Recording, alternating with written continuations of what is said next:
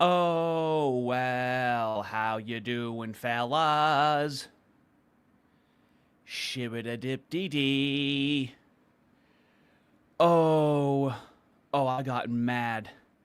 Oh, I got big mad watching this last night, and I had to postpone the Brillium stream until tomorrow. Boy, oh boy. Now, I saw some people just watching the Nick Fuentes, Hunter Biden debate conversation without pre-watching it. They were trying to just pop it on stream and watch it. It's pretty boring. It is, in fact, pretty boring. But you didn't watch it with my autism, okay? So I had someone say, so glad more and more people noticing what some of us have said since the beginning. Now, it's easy just to call someone a Fed, all right? You never have to prove it. A lot of Fed farming. I explicitly said. So I said, don't forget some of you call everyone Feds, and there's no penalty to any of you for being wrong over and over again with no proof. From the very beginning, I said the best evidence he's a Fed is because of January 6th, but I need motive. Why would he? What Fed JQ Spurgs and lets everyone know all of the mooish history behind a lot of the decisions made in the United States? How does that make any sense? No one could answer. Then I see Nick Fuentes counter-signaling any pro-white motion. Then, in terms of clavicular, he's telling his audience, Clav is a goat, I'm never going to disown him, and he's a narcissistic drug addict. So there we go. There we have it. He's the guy, he's the controlled opposition who, hey, he told us the truth about the moos. Let's listen to him. And he's a nationalist. And then prevents or discourages any sort of actual pro-white motion. Always counter signals. And so, yeah, so that was the motive that I needed. Things didn't feel right for... And now he's talking to Hunter Biden. All right, dude. All right. Now, since I did have to move the Brillium stream, let me just show you a little clip. It's in the works that you'll see more tomorrow. And he is, in fact, streaming right now. And I'm going to show you a portion of that stream before we get started. Get this guy away from me. He's forcing my hand. Brillium, with his audio distorted and chat complaining about it, explains how to produce high-quality video content. Brillium tells the audience how to get the same magnitude of viewers he has with superior production value. Now, as I'm going to cover tomorrow, Brillium has been viewbotting his live streams ever since he's had live streams on his channel. You'll have to tune in tomorrow. Tune in? How fucking old am I? You have to watch the stream tomorrow for undeniable proof that he's been live botting his streams. Like, that's where we're at. And honestly, I wish Tucker Carlson... Distorted audio, trying to teach people. If Tucker Carlson started like a Ben Shapiro rival, Daily Wire rival network, it would be huge. And, you know, who's funding my insanely produced show? No, but that's the thing. It's not that fucking expensive. It's not. That's the fucking thing people don't get. It's not that expensive. Like, you can go right now to your local Best Buy, buy a Sony, what is it? Trash audio trying to teach people. Let's check in on his live stream. What everyone's talking about is the Hunter Biden, Nick Fuentes interview, the double interview, joint interview panel. I don't know what you'd call it, but hosted by Andrew Callahan. Talk about a crazy comeback. So, Channel 5 guy, filthy commie, which will be covered later on. He made a huge comeback. Can I just say, listen, if you know anything about me, if you know anything about the William lore, I do. When I used to be of like a liberal kind of leftist stock, that was when All Gas No Brakes, that's the original name of his channel, was blowing up. So then everybody was starting to watch him. And he got canceled so hard by the left, bro. Like, he got canceled hard. Like, he used to hang out with Hassan Piker, and he used to be doing all that shit. And then Oh, Tony, if you got a membership, you're going to want to go to the playlist that's in the description of my lore videos of me from 2017 to 2019 trying to talk about what was going on from a liberal perspective. I still said the N-word. I debated blacks about the N-word, but I wasn't right-wing. You'll want to check those out. They're really embarrassing, which is why I hide them from the public. he got canceled. It was done. He was out, and I didn't see him for a while. And then out of nowhere, he's picked this like listen to his audio on his stream right now. Which I fuck with. I like him a lot more now. He used to be very left wing. Go on, Will. He was like a very left wing guy. Of course you liked him when he was left wing. Yep, this is his audio. Yeah. We're going to be covering that absolute train wreck shit show tomorrow. I was going to cover it tonight, but Nick Fuentes talking to Hunter Biden made me angry. It made me very, very angry. Nick Fuentes has been counter-signaling any actual pro-white nationalism. He acts like he's pro-white, and so in this conversation talking to Hunter Biden, a fucking crack addict! Hunter Biden was addicted to crack in his late 40s. I'm already losing it. I'm already losing it. Okay. Calm down, Ardy. You've all night to get mad. Okay.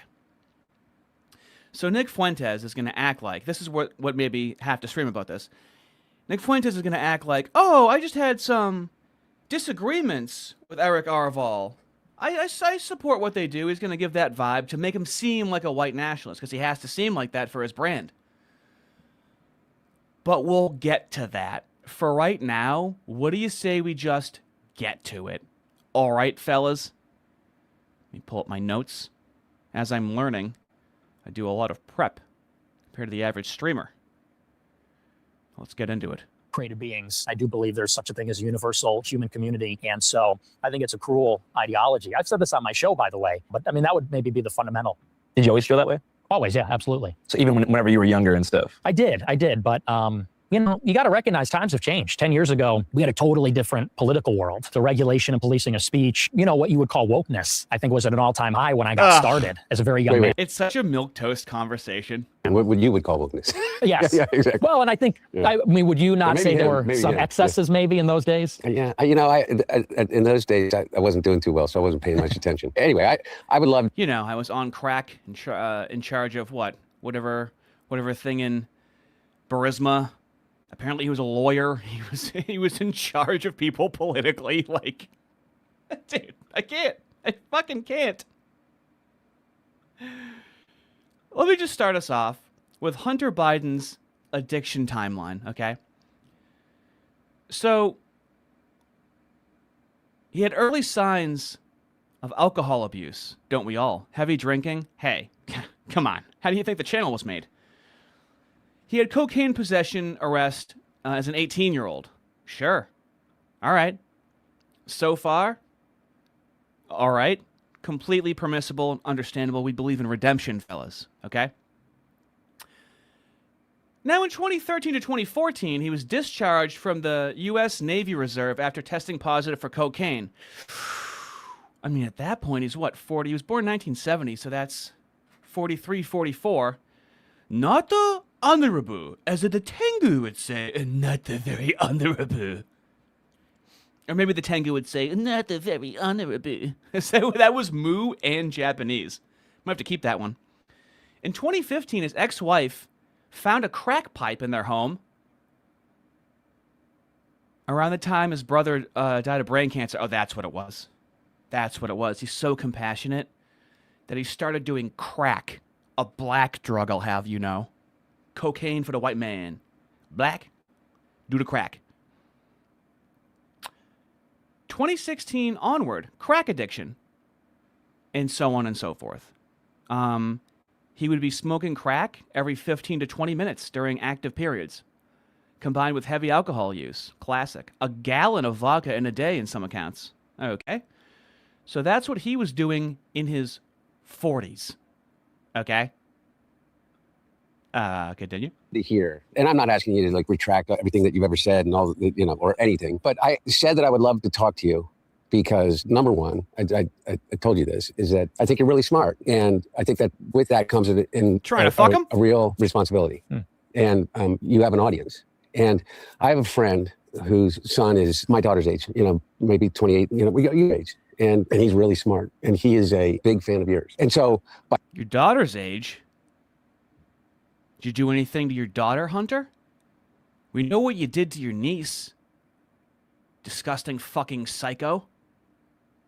Anyways. By virtue of the relationship, I got to learn what it is that why he is a fan of yours. And none of it has to do with, I would hope you agree, like really egregious things that you've said in the past about the Holocaust or about, Did the Jews ever talk about the 100 million whites that died in World War II? Fair They enough. just bitch and moan about the so-called 6 million Jews that died. And so it's just nice to poke holes in it and say, it's not 6 million. 6 million? I don't think so. And I don't even know, I think I've heard you since kind of rescind a lot of that. You concede that 6 million Jews died in the Holocaust. Possibly more. Possibly, we're discovering all the time. So it could be maybe even be more than that. But Possibly more.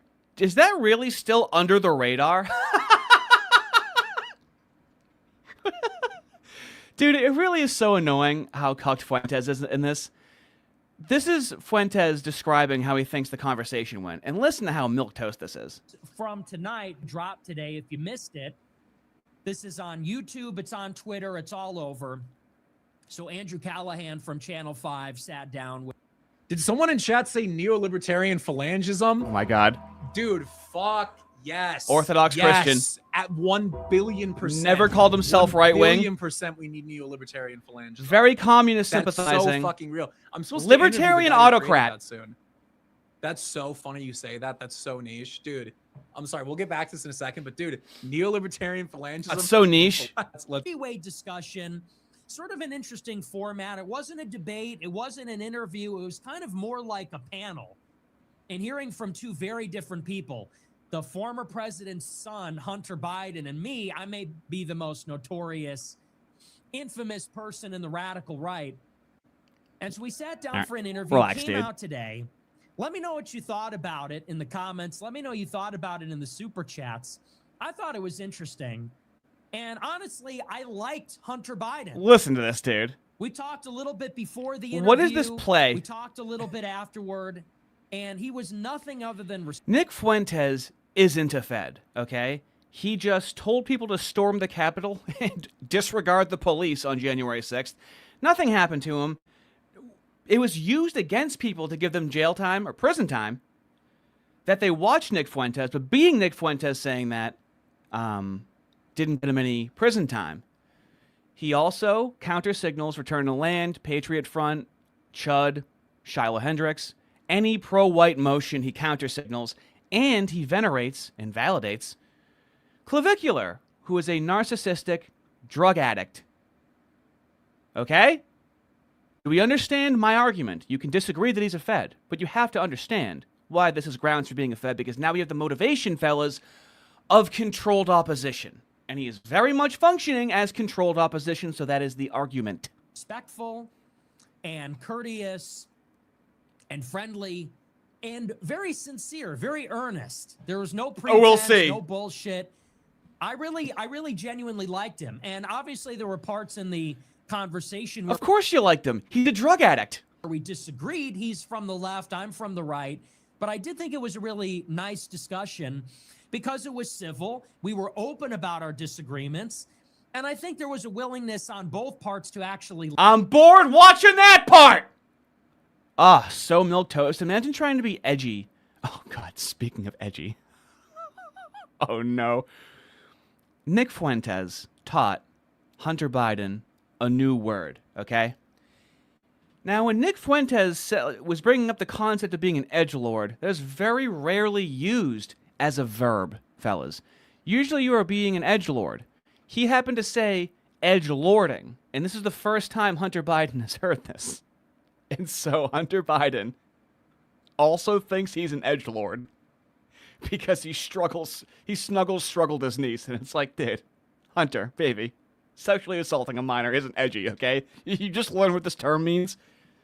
I don't think you should start applying it to yourself just yet. Radical kind of response. I mean, is that true or not? Well, again, I think that back in those days, you could not say anything in 2017, 2018, cancel culture was so in overdrive. Any joke, any edgelording, anything like that, they would, first of all, there's no sense of See, humor. I'm so old. I don't even. What's Okay, well, to break it edgelording? down for you, so the dawn of wokeness as it's known today, I think was in like the post-Trump era. After Trump won the election in 2016, there was a big movement to deplatform and kind of push away those who, I guess the left feel like had galvanized them into the presidency. So there was this big idea that if you push people off mainstream social media platforms, they would go away. Now we know through Trump's reelection, that's not even true. Oh, so they had the power to do that collectively with government and private entities. Otherwise, would be known as fascism when the right would participate in that. True. But at the time, that was the mantra. Problematic viewpoints needed to be silenced, tucked away somewhere, and they would just sort of die in isolation. So I think that was the climate where you first got started, 2017, that time period. Okay, well, no, clearly Hunter didn't say he's an edgelord for doing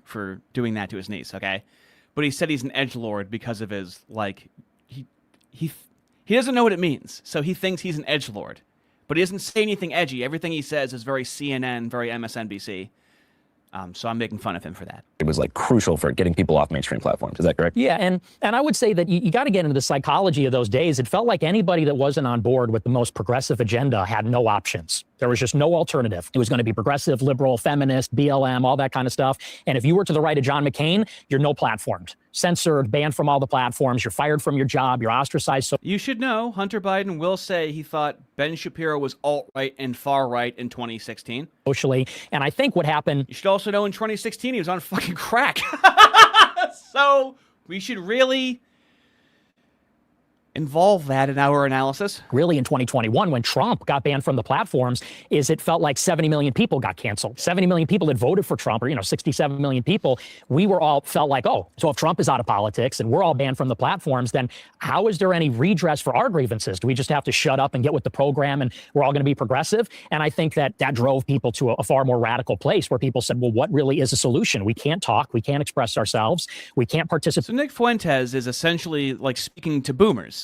That's his audience right now? Pay in the process or run for office. And I was one of the people saying that's exactly what's going to happen. It's going to drive people to extremism. If you don't talk, if people don't feel like they have a seat at the table in enfranchisement, I think then they start exploring options outside the system, outside of the political process, the democratic process. So I think it's self-inflicted in many ways. So you feel like after the mass deplatforming in 2021, whenever people on the right got pushed to platforms like Parler, Gab, Rumble, etc., the lack of discourse and like the political singularity of those platforms created more extremism? Now you can tell this guy right here, all right, he has the commie tattoos, okay? The drawing on a desk in middle school tattoos randomly strewn throughout his body. That is a telltale sign. That is the sign of a demon, fellas, okay? Oh, fellas, we're doing this before I went live. Sunday Math for $5. Thank you. Can't wait to see Nick and Hunt's excellent adventure. It's something. You haven't watched it through my autism. That's where you went wrong. EJ is Arette. $5, thank you. Just two traditional Catholic lads piling around. I went off the ride. Agile Walrus. 10 jewels. Gold coin. Bet you did. Appreciate it.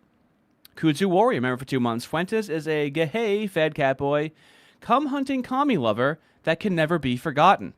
I may have some receipts to support that. And there we go. Kudzu Warrior. Gifted 10 rhetorically defective memberships. If you go in the description, there is a link to the Harden Your R videos. There's also a link to a playlist that'll knock out like 5 hours of your time. Really embarrassing videos of me from 2017 to 2019. Trying to figure out what's going on. Trying to stay alive and not end it all. Andrew Corrigan, $5, thank you.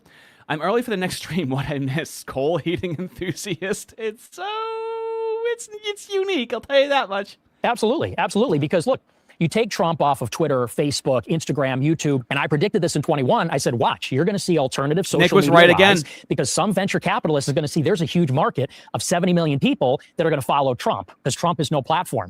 And that's exactly what happened. Rumble blew up, Elon bought Twitter. And what happened when you had total free speech on these platforms? Well, Twitter now resembles 4chan. And now, there's no gatekeepers. Mind you, the total free speech is going to be talking about pro-whites and the moose because that's what's been restricted. You're not going to hear a lot about Native American hair tampons, right? And I think it did push people in a radical direction. And honestly, people are even blowing past me. Now there's like mainstream normie types that are even blowing past me in terms of how radical they are. People start saying things like, there's no political solution, there's going to be a civil war, we need a revolution. And I think that's because the message from the left was, you're crushed. There is no institutional political solution. However, essentially everything is political, right? So if there is like political violence, which of course I disavow, it's useless. The left can do political violence, we can't because they have institutional power. But the things that you do are that make a difference are political. Turn the land is political, right? So that's the differentiation there. You have no options. You can't win. There's no alternative. Trump is going to be indicted and charged and can't run. You can't be on Twitter. You can't have a job. And so people started to say, okay, well, you know, we still exist. We're still here. We still have these concerns. What do we do now? And then people start to say, well, we need a revolution. And I'm one of the only people saying, no, we should still engage in the process and talk with each other. And it's not all one-sided. I think, mind you, when he says engage in the process, wait for a dark horse candidate. I wish I was joking. Also, the Groypers think that they need 10 millionaires so then they can start giving out $20 to $1,000 to people that need it.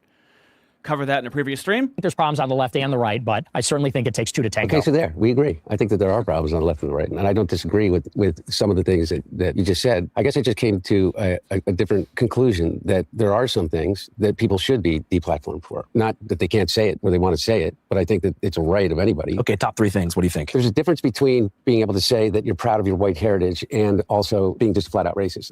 No, there is no difference, as I've shown on stream with the ADL. They consider, these institutions for extremism, consider any white collectivization to be extremism. If there was a difference, then we would see any veneration that you have for white people collectivizing and advocating for themselves peacefully, but we do not see that. You lying, crack addict, kid, TOSing. think that there's a difference between saying you're proud of your Christian heritage and the white culture from what. Oh, they're showing Eric Arval. Oh, I'm getting mad. You leave that boy alone! You come from, and Nazis, or that you adopt the Nazism as a legitimate ideology. I think that there's a difference between saying that you disagree with the United States. Nazism is a legitimate ideology. Why do I say that? Because they view communism as a legitimate ideology. They sweep for Mao all the time. The ideology does not kill people. The implementation of the ideology is what kills people. Ideology, a gun doesn't kill people. People do. Okay?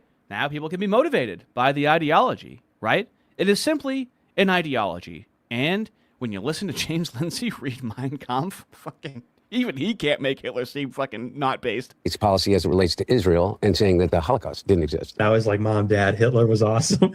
Hitler was right. And the Holocaust didn't happen. And my parents were like, we cannot believe.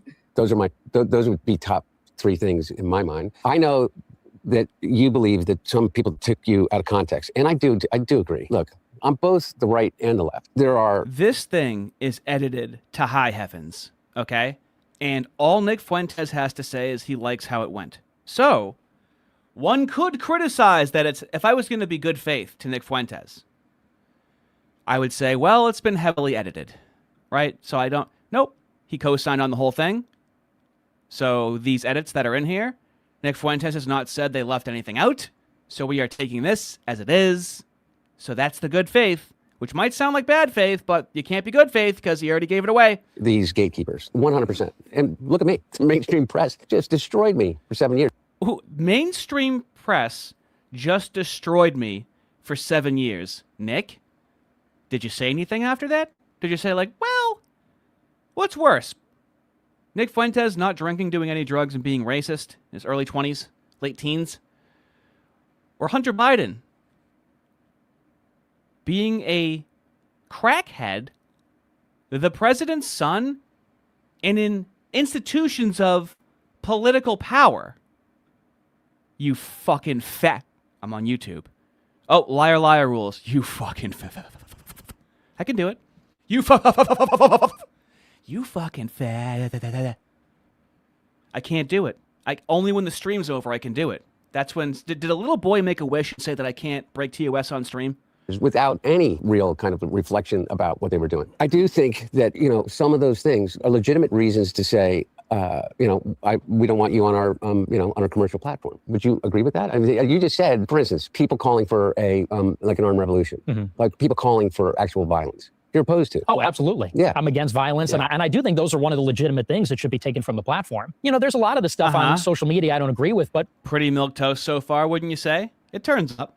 again, you know, what started to happen is there was this like editorial censorship where certain ideas were banned. And they just, it was such a broad brush and also totally opaque and ad hoc. You'd be on YouTube, like I was, for example, they banned me for life and didn't even give me a reason. Not a specific quote, not a specific infraction. And so you don't know what the rules are. You don't know. I love how Hunter Biden's like, yeah, same thing happened to me. Did it?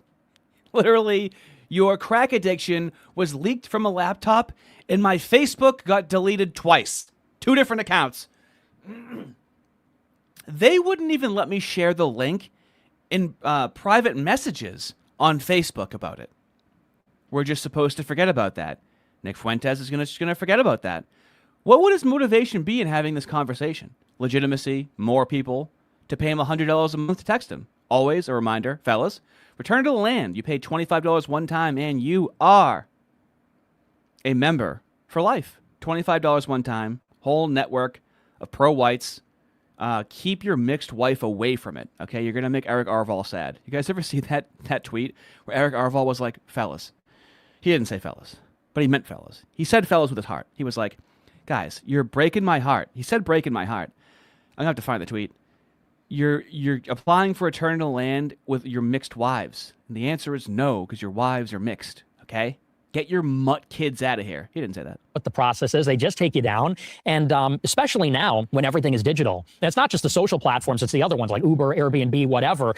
It feels like you're being denied almost something like a civil right. Because the social platforms are the modern public square. Increasingly with Uber, Airbnb. Now, I do like this positioning of civil rights, okay? They call things that they want rights, okay?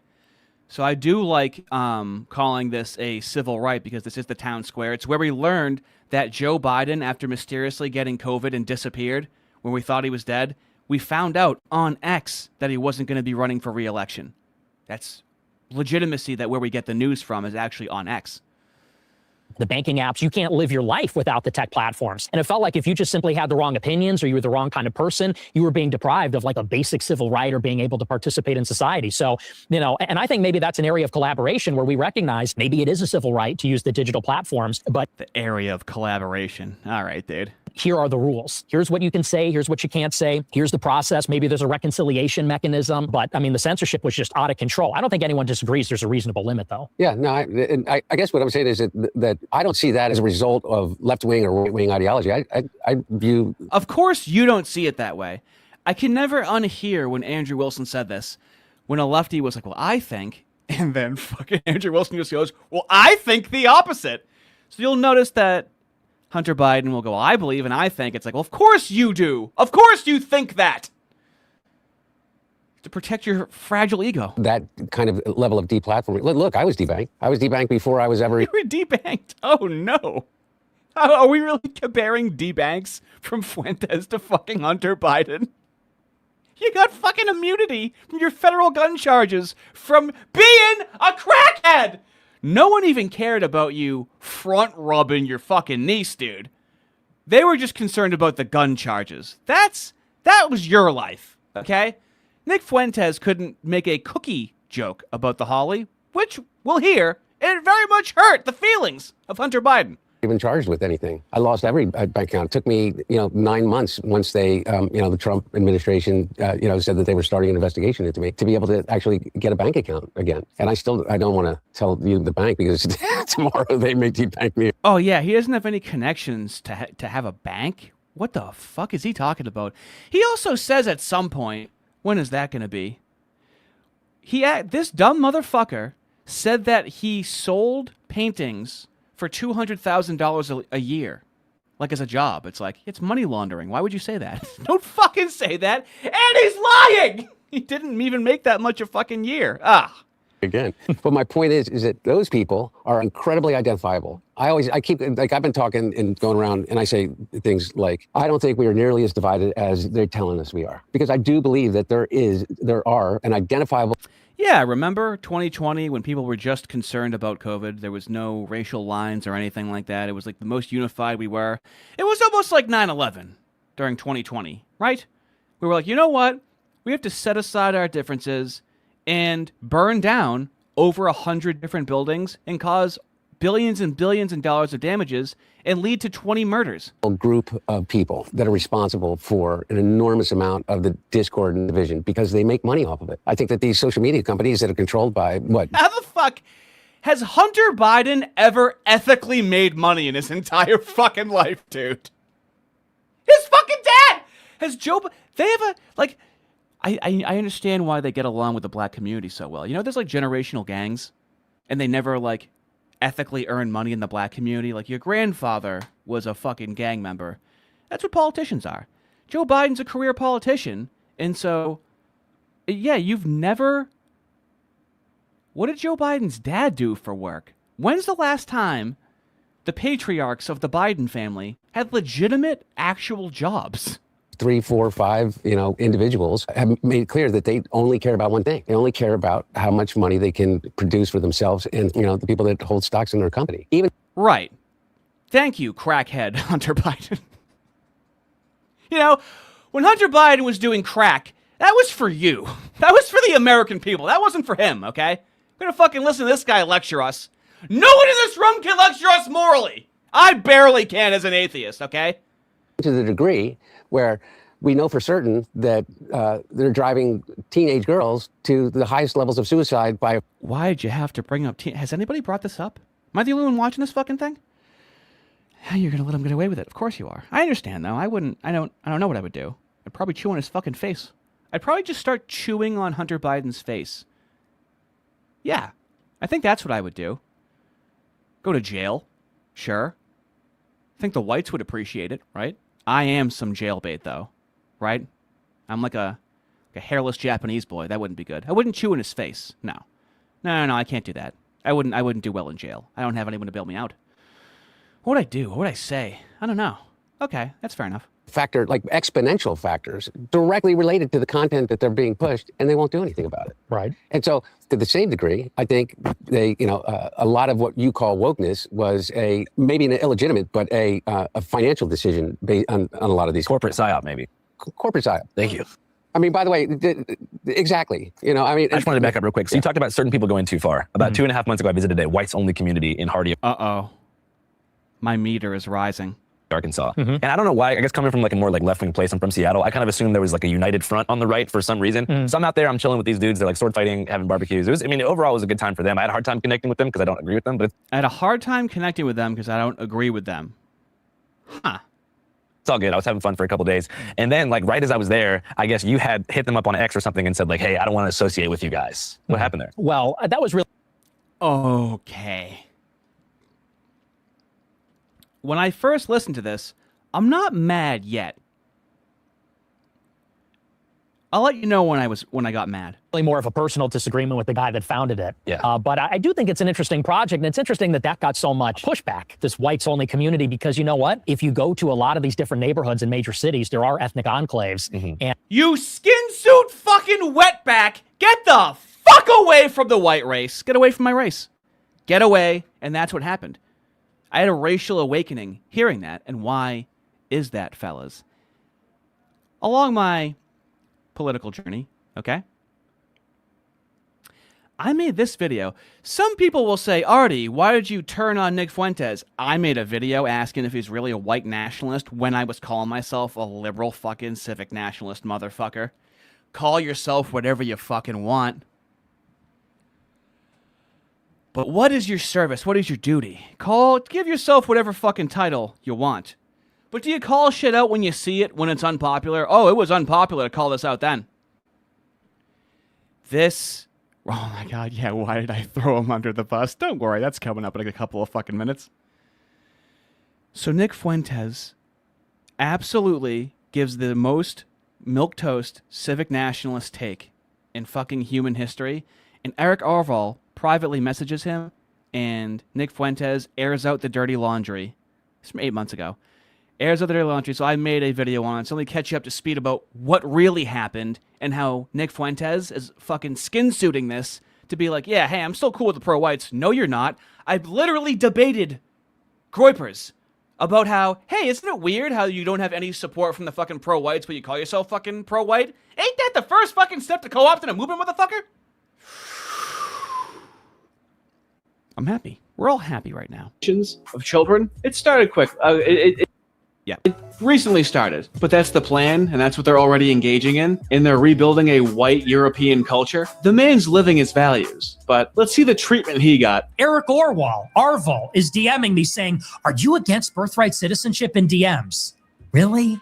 How are you going to be pro-white? You're not even going to support me. And that, fellas, is literally where that comes from. You can hear my background music in the clip.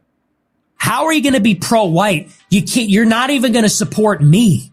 Fucking classic.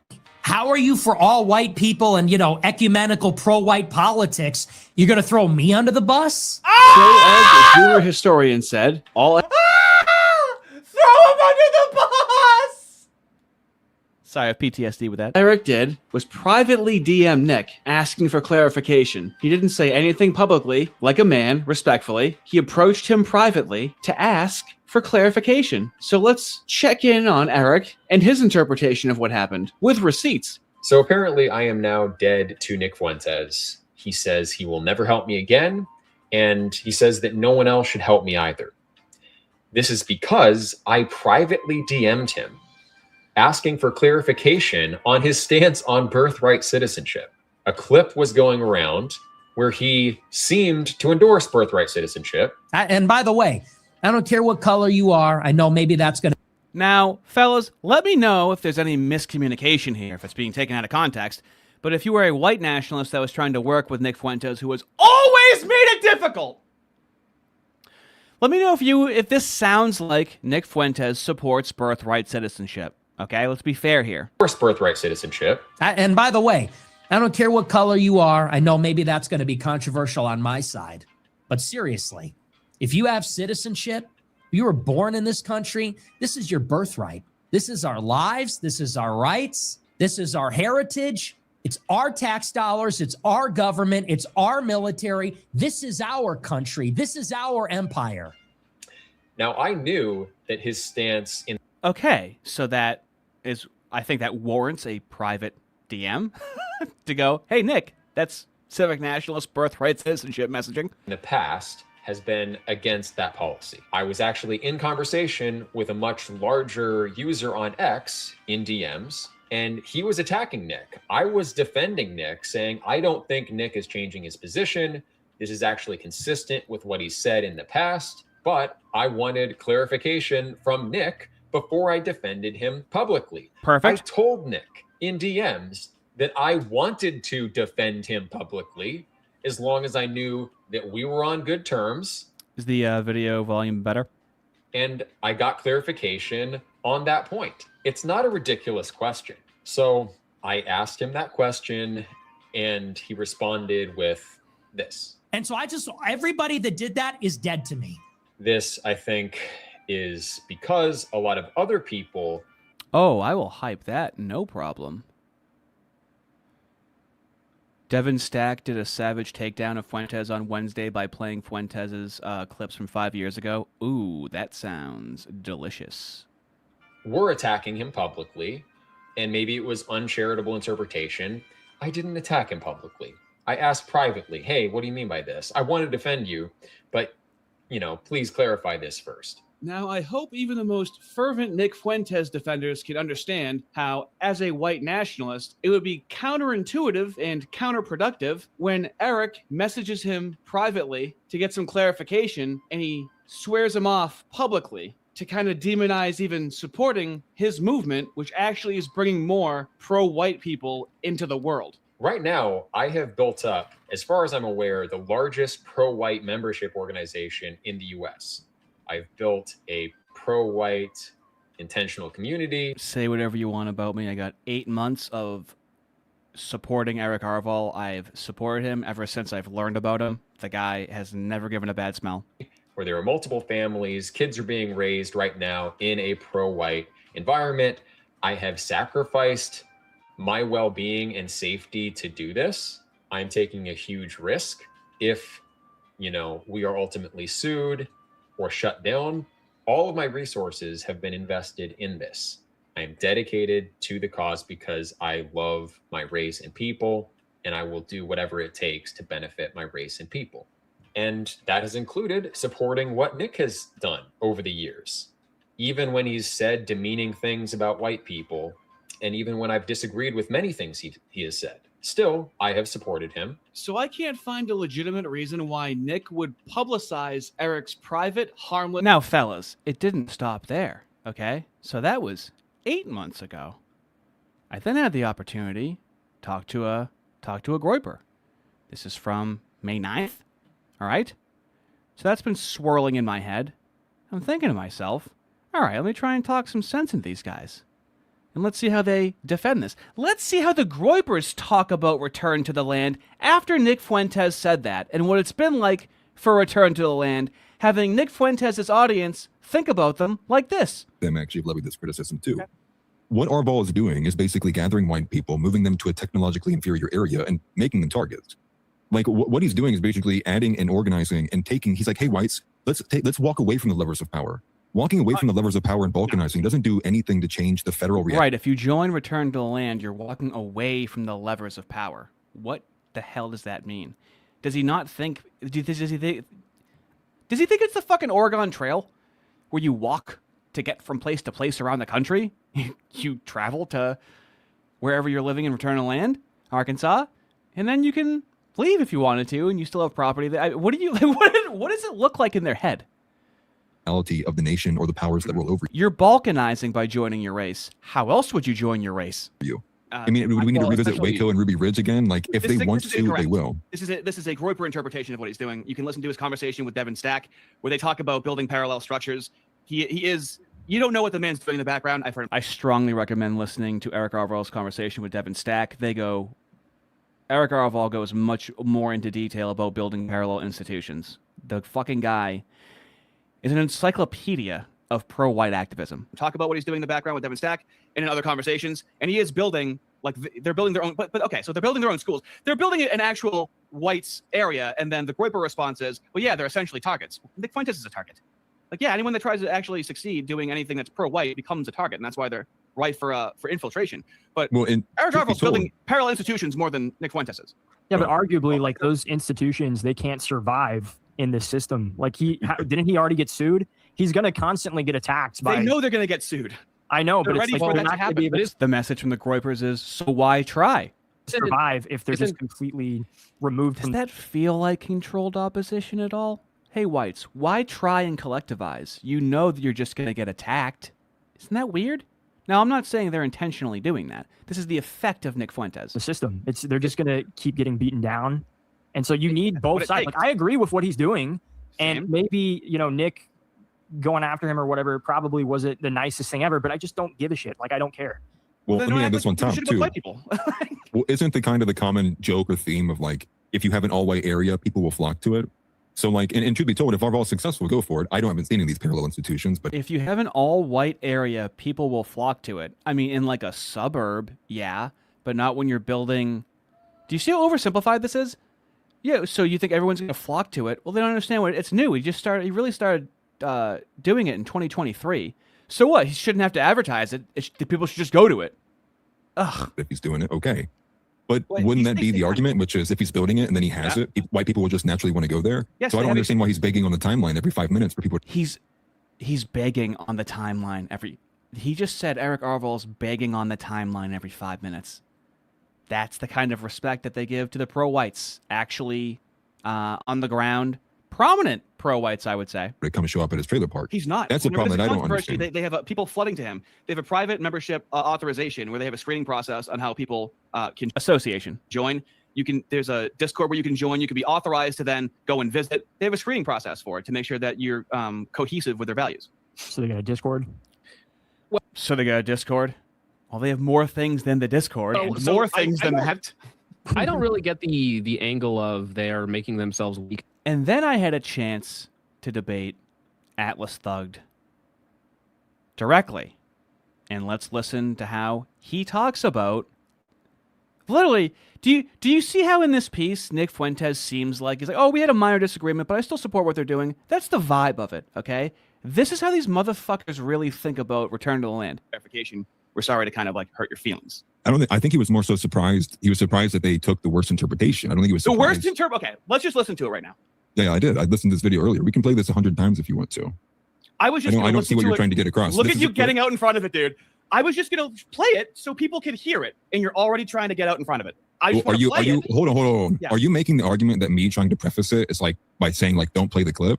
Well, you're getting out in front. Because if we're of gonna start doing this disingenuous shit, I'm gonna take the gloves off immediately. This is a rhetorical tactic. I'm like, okay, well, let's just play it and listen to it. It's a 30-second video of Nick Fuentes obviously sounding civic nationalist and supporting birthright citizenship, and he has to like poison the well before I even fucking play it. Seconds, and you're like, you can play it 100 times. Like, I know. Let me just play it. It would have been done by now. It would have been done by now. I don't fucking care. Stop talking over me. My point being is don't do this disingenuous bullshit. I just prefaced the clip by saying I know what's in the clip. It's not me saying don't play the clip. I'm telling you right now, I will immediately start coming unhinged if we start doing this bullshit of no, not that. We're gonna start framing everything. Because this is honestly. Are we gonna do this thing where we just talk over each other? I'm just trying to play a 30-second clip, and this is exactly what I mean about getting out in front of it. Now let's see what he was afraid of me showing. So I could just play the clip so other people can hear the clip, because it's not just me and you talking to each other. Right. Right. So so everyone can hear it and make their own determination. I'm just gonna play it real quick. By the way, I don't care what color you are. I know maybe that's going to be controversial on my side. But seriously, if you have citizenship, you were born in this country, this is your birthright. This is our... If you have citizenship, if you were born in this country, it's your birthright. What is the context? lives. This is our rights. This is our heritage. It's our tax dollars. It's our government. It's our military. This is our country. This is our empire. I'll unite with anybody who proclaims America. Whoa, I can't let this slide at all. RTTL isn't right or wrong. It just doesn't accomplish anything. Freedom of association is great, but you don't take anything back from the boonies. It sets precedent. Do you have freedom of association if you don't use it? Okay. If you have freedom of association, then collectivize with whites, then what's the issue? You have freedom of association. Oh, we don't have freedom of association, so they are putting their necks out in the line to establish precedent and draw, with their own livelihoods, draw attention to this matter. Like so then what? Pay Nick Fuentes $100 a month to fucking text him, motherfucker? What? They network with each other. They're building homes. They're having families there. What do you mean it doesn't do anything? What do you want done? Do you want, like, snap your fucking fingers and make that's the issue, okay? You're acting black, okay? You have high time preference. You need to have low time preference, okay? Delayed gratification. You want to snap your fingers like a black and have everything happen now instead of being a white and going, this is delayed gratification and it's going to take time for these seeds to grow. First, above all other. Now, what do you think he meant when he said people on my side? The right wing. What do you think he meant by people on his side? About the race thing? About him saying, I don't care what color you are? That sounded like it was racially specific, but you're just saying the right. Why would the right wing in general care about the... I am part black, Ardy. Thanks for pointing that out. I can smell you from here. Racial element. Would probably be a bit more specific than that, right? The subcategory, the dissident right? Mm-hmm. So it's okay. So it seems like he knew that the pro-whites were going to have an issue with that. It seems like he was calling the pro-whites on his side there. Yes, because you do have people on this side of the space, the dissident right, who are like white only. Like their primary value, supreme principle is white only. Is this like a surprise? Okay, so then they are on his side. So then would he be in a position to throw them under the bus if they're on his side? I see what you're saying here, right? Which is to say, like, because they're colloquially on the right wing, they're just colloquially on the right wing, even though they were talking with each other, being friendly, appearing as though they were on the same side. But here's how you have to. Here's the only way you can be on the same side as the Groypers. Trying to make the argument that they are owed loyalty to each other, or they're on the same team, if you will. But would you consider yourself a Groyper? No. Would you consider really? Why would you consider yourself not a Groyper? Because I can disagree with Nick Fuentes all the time. It's a very fun life that I have. So you would say you're not a part of the Groypers. You're not a part of the Groyper. I don't know if the Groypers think you're a part of the Groypers unless you have to like explicitly say you're a Groyper. I think other people don't quite know. Like you have to like pledge allegiance, kind of. It seems like that you're a Groyper. I don't know. Well, there's a lot of people who support Nick who wouldn't consider themselves Groypers. Okay. Well, I guess I support Nick based on what he's saying. It's hard to really support him when he switches up his rhetoric But like that's this. You know? but you agree though. Now there's a difference. There's a distinction between a Groyper who is a part of the movement. There has been no Nick Fuentes support publicly or Groyper support publicly of Return to the Land. And there are people outside of that who just support from a distance. Right, and Nick said that they were on his side. So then if he throws Eric Arval under the bus, he would be able to do that since Eric Arval is on his side. But throwing under the bus implies though like a betrayal. And Arval and Nick have never been like united or aligned beyond like the one private conversation they had about voting. Do you know like a political friend? I'm sorry, go ahead. Is the whole debate going to be here you trying to play like you're just trying and you crash out on this too. I mean, throwing under the bus. No one here believes. Give me the trailer park nationalism. That Nick owes betrayal. Yup. Okay, so how did Nick betray any of these people? Give me the trailer park. Well, when you have a political project that's steered towards helping white people, and Nick directly counter signals them to the point where now the Groypers will just trash Eric Arval's Return to the Land and just say trailer trash, whatever, just trailer park nationalism. Yes, they call it trailer park nationalism. You know, they say what the left says. It's a trailer park. Yep, they're just trashy whites. Now let's go back to the conversation with Hunter Biden and see how, now that you know that, see why that made me so mad when Nick Fuentes said this about Return to the Land. To a degree, I think they, a lot of what you call wokeness was maybe an illegitimate, but a financial decision based on a lot of these corporate psyop, maybe. Corporate psyop. Thank you. I mean, by the way, exactly. I just wanted to back up real quick. So you talked about certain people going too far. About 2.5 months ago, I visited a whites-only community in Hardy, Arkansas. And I don't know why. I guess coming from like a more like left-wing place, I'm from Seattle. I kind of assumed there was like a united front on the right for some reason. So I'm out there. I'm chilling with. Now, Nick Fuentes could have forwarded that message, supported them, helped pro-whites that aren't him. These dudes, they're like sword fighting, having barbecues. Overall, it was a good time for them. I had a hard time connecting with them because I don't agree with them, but it's all good. I was having fun for a couple days. And then, like, right as I was there, I guess you had hit them up on X or something and said, like, hey, I don't want to associate with you guys. What happened there? Well, that was really more of a personal disagreement with the guy that founded it. But I do think it's an interesting project. And it's interesting that got so much pushback. This whites-only community, because you know what? If you go to a lot of these different neighborhoods in major cities, there are ethnic enclaves. And it's not like there's an explicit rule that you have to be a certain ethnicity, but we all know in Chicago and New York and LA, you got certain neighborhoods where it is 80, 90% one ethnicity. And I think there's a lot of white people that say we kind of want something similar. I don't think there's anything. Okay, let's back up. If you want to talk about the histories of New York and Chicago, I feel like that was also a conscious decision that was made like after the Civil Rights Act. Blacks only. It's in Cabrini Green, where Mayor Daley made everybody that was black live in Cabrini Green. I mean, it's not. It wasn't by choice. Wait a minute. We can make the blacks live somewhere? I didn't know that was one of the rules. Can we go back to making them live in certain places? That's an option? It's not by choice that these ethnic enclaves are 80 or 90%, whatever that ethnicity is. It's because that's the only place in which they had an opportunity to live unbothered, or where they were told that they had to live because of the historical fact that they could not move into. Okay, and then he libs out, and I'm going to save you his libbing out, okay? Now, here's why I say, no matter what the right wing does, I say, I don't agree with what they're doing, but I understand why they're doing it. I got that from the left. Okay, this is why I am lol Alinsky, because this is what they always say. It's what they said about BLM. During the quarantine race war, they were like, oh, I don't agree with the violence, but I understand it. Cool, that's what we're saying. Was assassinated. Yeah. Yeah. And so does that justify burning down the city? No, I didn't say it justifies it, but it sure justifies an enormous amount of the anger. The same kind of anger that you... It justifies an enormous amount of the anger. Excellent. That's why the white anger is always justified, no matter what you say. Muffin Blight, $10. Thank you so much. Is Hunter going to be Nick's Black Horse candidate? Oh, you gotta wait and see who it's going to be. In the meantime, pay Nick Fuentes $100 a month to text him. Jam, $5. Thank you. Remember when that college student got investigated by the FBI for posting "It's okay to be white"? Yes, signs on campus. But please, Hunter, tell us more. Dude, it's unlistenable, and he doesn't do any pushback at all whatsoever. Deep Calm, good to see you. $10. Thank you. Disliked Andrew ever since he put Trump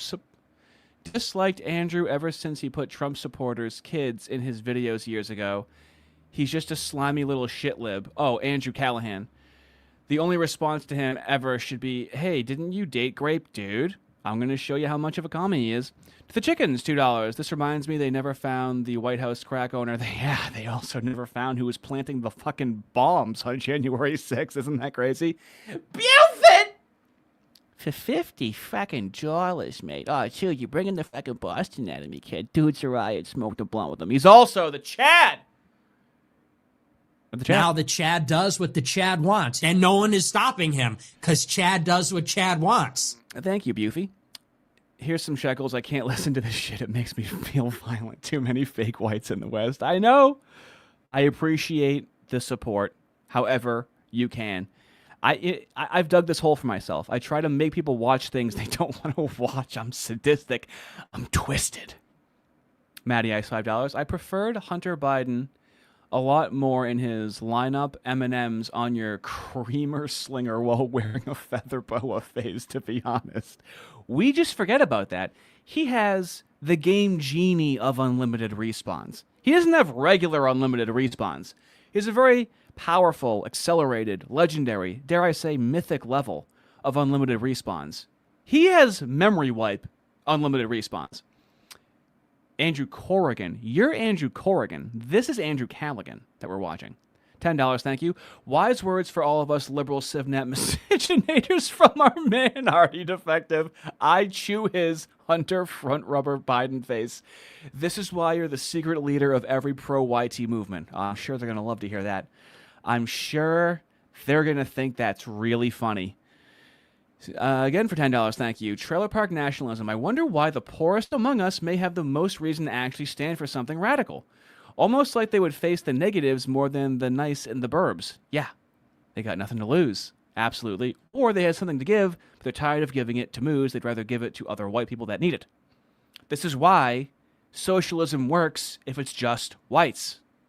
But National Socialism, not Marxist socialism. I need the National Socialist to pick a different word, because then I have to explain that it's not Marxist socialism. Economic populism is what I have to go with. Right-wing economic populism is what I have to go with right now. Non-sleeper, $20, thank you. Hunter Biden is just a misunderstood, silly guy who happened to do a little crack rock and other bad things. It was just a simple mistake. Anyways, can you believe Nick Fuentes made cookie jokes about his wife? Are you surprised that Hunter Biden's wife is Moo?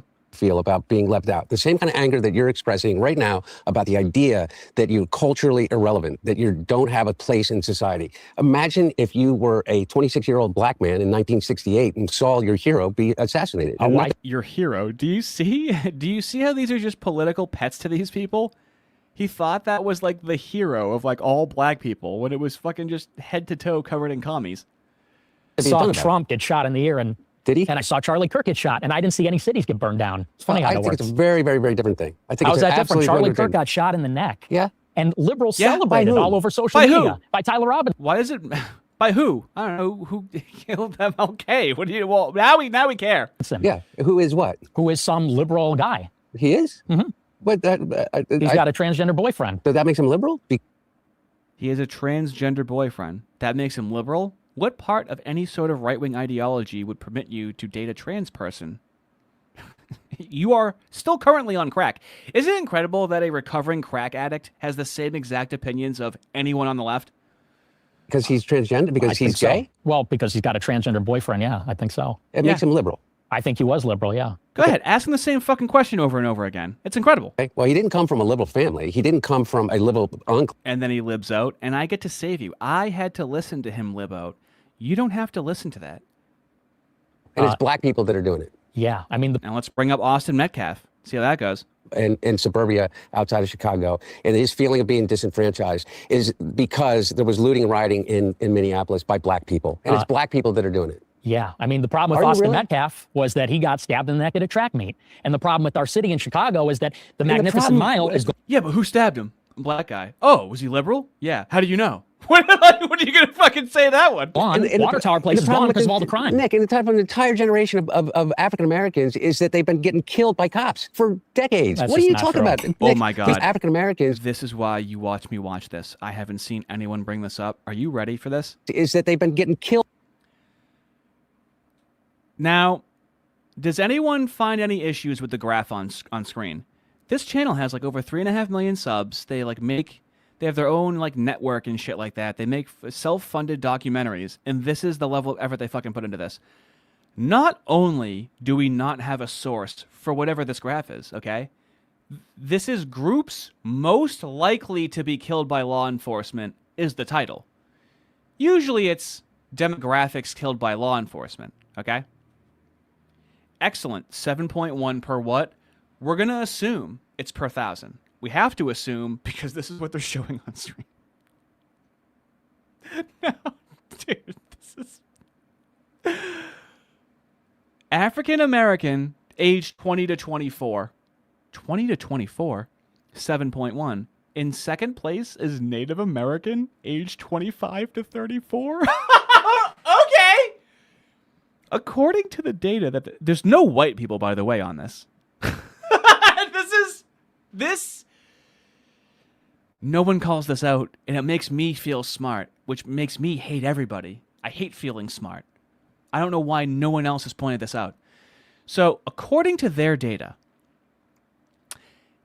an African American that's 19, okay? A Native American that's 25 is twice as likely to get killed by the police than a black 19-year-old. One more time for the people in back. According to their data, a Native American that's 44 years old is over twice as likely to be killed by the police than a black 19-year-old. Why are the blacks so low down here? 15 to 19 is 2.9.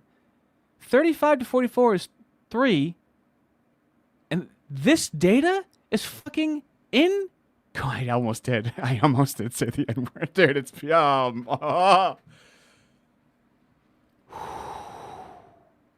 This data doesn't make any sense and no one's called it out. It's ridiculous. This is how easy it is to slide this by the masses. By cops for decades. That's What are just you not talking true. about? Nick, Doesn't commit crime. And listen, it's not...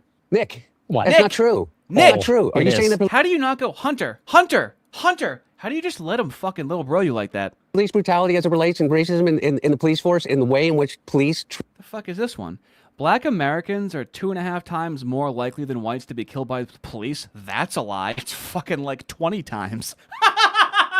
Now they're fucking lowballing themselves. It's way fucking higher than that, dude. You're out of your fucking mind.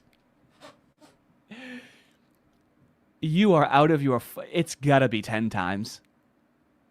They're underselling that. Do you really believe it's only 2.5 times more likely? We see how they act all the fucking time. That's not believable at all. treat African Americans. Nick, you could grow up here like I did between Wilmington and Philadelphia. And if you were a black dentist and you lived in Wilmington... Black dentist. That's cool. That's cool. Crackhead. That's nice. Oh, so anyway, here's how this guy's a commie, okay? Look at him hype his network. But that's only because the good guys Nick. won. Hey, what's up, guys? There's something I forgot to tell you about. We also just launched our own... Notice the middle school drawings on a desk tattoos sparsely populating the body. That is a commie every time. It's just like fucking iDubbbz's wife. It just grows like a fucking virus. streaming platform called C5.now. We have 5 films on there right now. Film 5 films. Look at those. Oh my God. number 1, The Art of Protest, made by the homies over at Indecline. The Art of Protest, and we have guys in MAGA hats being walked on leashes. Let's see a trailer for The Art of Protest. See if this guy's a fucking communist or not. There's no us versus them. There's just us. Everybody in the world is us. Fucking get that straight in your head and we'll be all right. Yeah.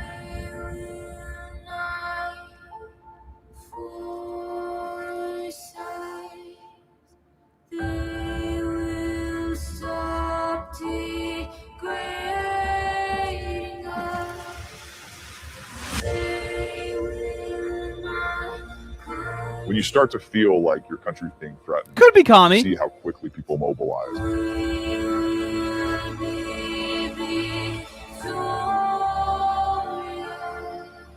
You broke the contract when you killed us in the streets and didn't give a fuck. Coming, kill, all of no one at all. So, commie, all of this is commie funded. Okay, Let's go back to it. And on Twitter to being on YouTube, creating I'm an not on entire show. YouTube. I know you're not, but now you have Kick, and now you have all of these other things. You have an enormous platform. I want to find common ground of how much of a shithead Donald Trump is. We can get there. We can get there. Okay. What I don't understand is how you didn't recognize that in 2016, how you didn't recognize that in 2020, and how you didn't recognize that in 2024. Because Donald Trump hasn't. Because Donald Trump hasn't changed. Mm-hmm. Donald Trump hasn't changed at all. Donald Trump has been Donald Trump since he came out of the womb And this of is a woman a that was Trumpsburg. an immigrant to this country. And so, An immigrant to this country. I'm sorry. Was she Mexican? been Donald Trump since he came out of the womb of a woman. Oh, from a Scottish island? Oh, no. A Scottish immigrant. Oh, that's just like any other immigrant, right?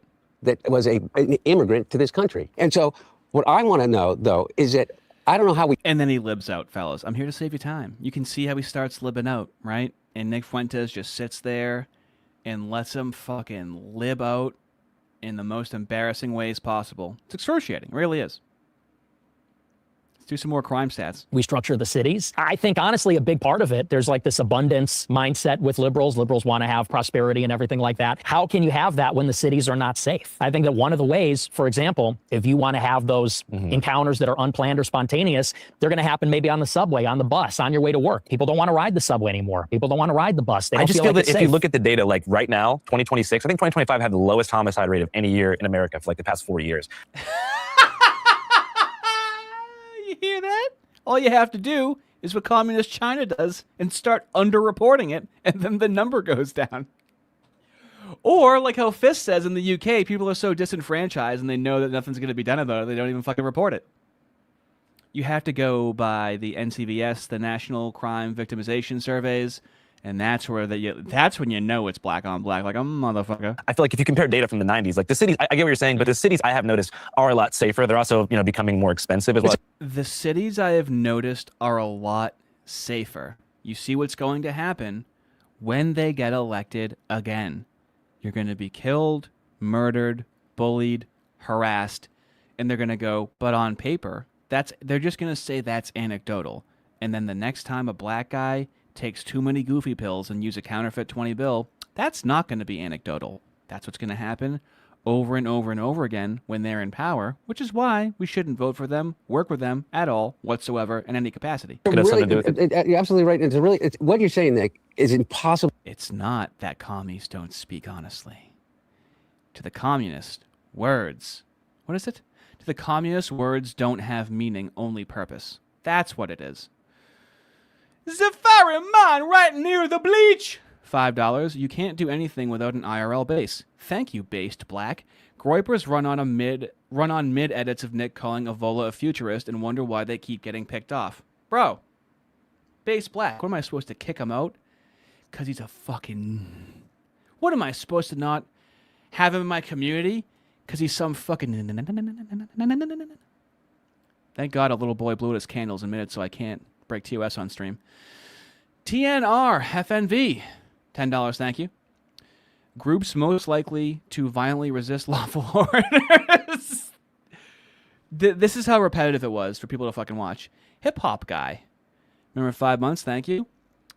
Ardy, I've bypassed Marlboro Reds and gone straight for pipe smoking. Embrace tradition. Tradition, hey, I'll take any tradition at this point. Crad Brando, remember for 2 months. He's been very active lately, and I have noticed that. Thank you.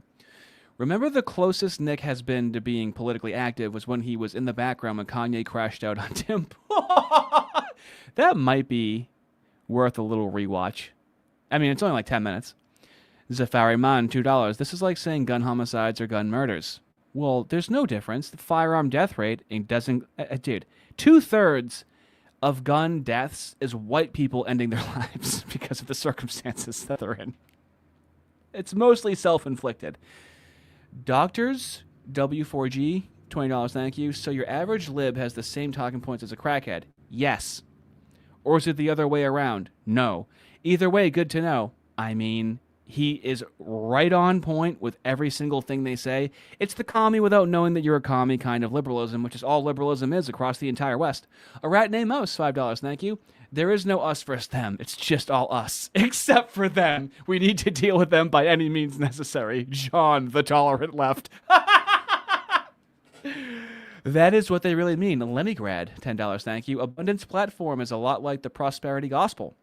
Sounds really good, hooks a lot of people, but only benefits the people preaching it. Absolutely, and they fall for it every single time. This is why in Democrat-run cities, they run it to the ground to go, look at what capitalism did. And then that breeds communism. They have to manufacture the material conditions to be worse to justify communism. To refute, right? Because everybody has an experience with violence or witnessing a crime, or whether it's just in their local newspaper or not. Is that I don't think that is in any way limited to only urban environments. I take the top 10 poorest red states in the country, and their crime rates are 10 times what. The top 10 poorest red states in the country have the highest black populations per capita. You're right. You're right, Hunter Biden. It's not just urban. It's black. I think what? Mississippi has the highest per capita blacks. I'll have to look it up right now. Many urban centers are. So you'd be comparing like West Virginia, coal country, disenfranchised to like an urban neighborhood. Yeah, in terms of per capita crime, in terms of per capita murder, in terms of per capita child sexual abuse. Yeah. I think the things that people really care about, things like that, is their own personal safety. Yeah. It is not limited to African-American urban or Latino-American urban environments. It's not. It exists. Carjackings do happen, but you know where they happen? They happen in Biloxi, Mississippi, just as much as they happen in Chicago. Just as much. I'm skeptical of that. I mean, I just think the idea of like safety, at risk. They happen just as much. It's like the same everywhere, man. Okay. Would you say that Louisiana is a red state? Mississippi is a red state? Georgia, Alabama, South Carolina. Got some North Carolina. We even have Virginia. Here are the top 10 states by percentage of black population based on the census, 2023 to 2026 data. Yes, the blacker, the worse it is. I said this when I was a liberal. If you're going 10% black, it's manageable. 20% black, you're in trouble. 30% black, you're fucked.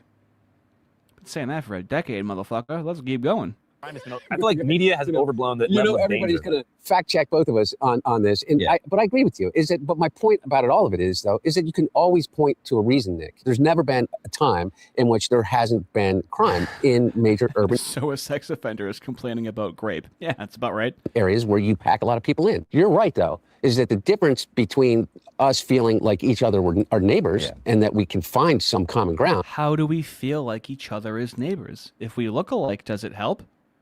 If we have nothing in common, how do we feel like neighbors?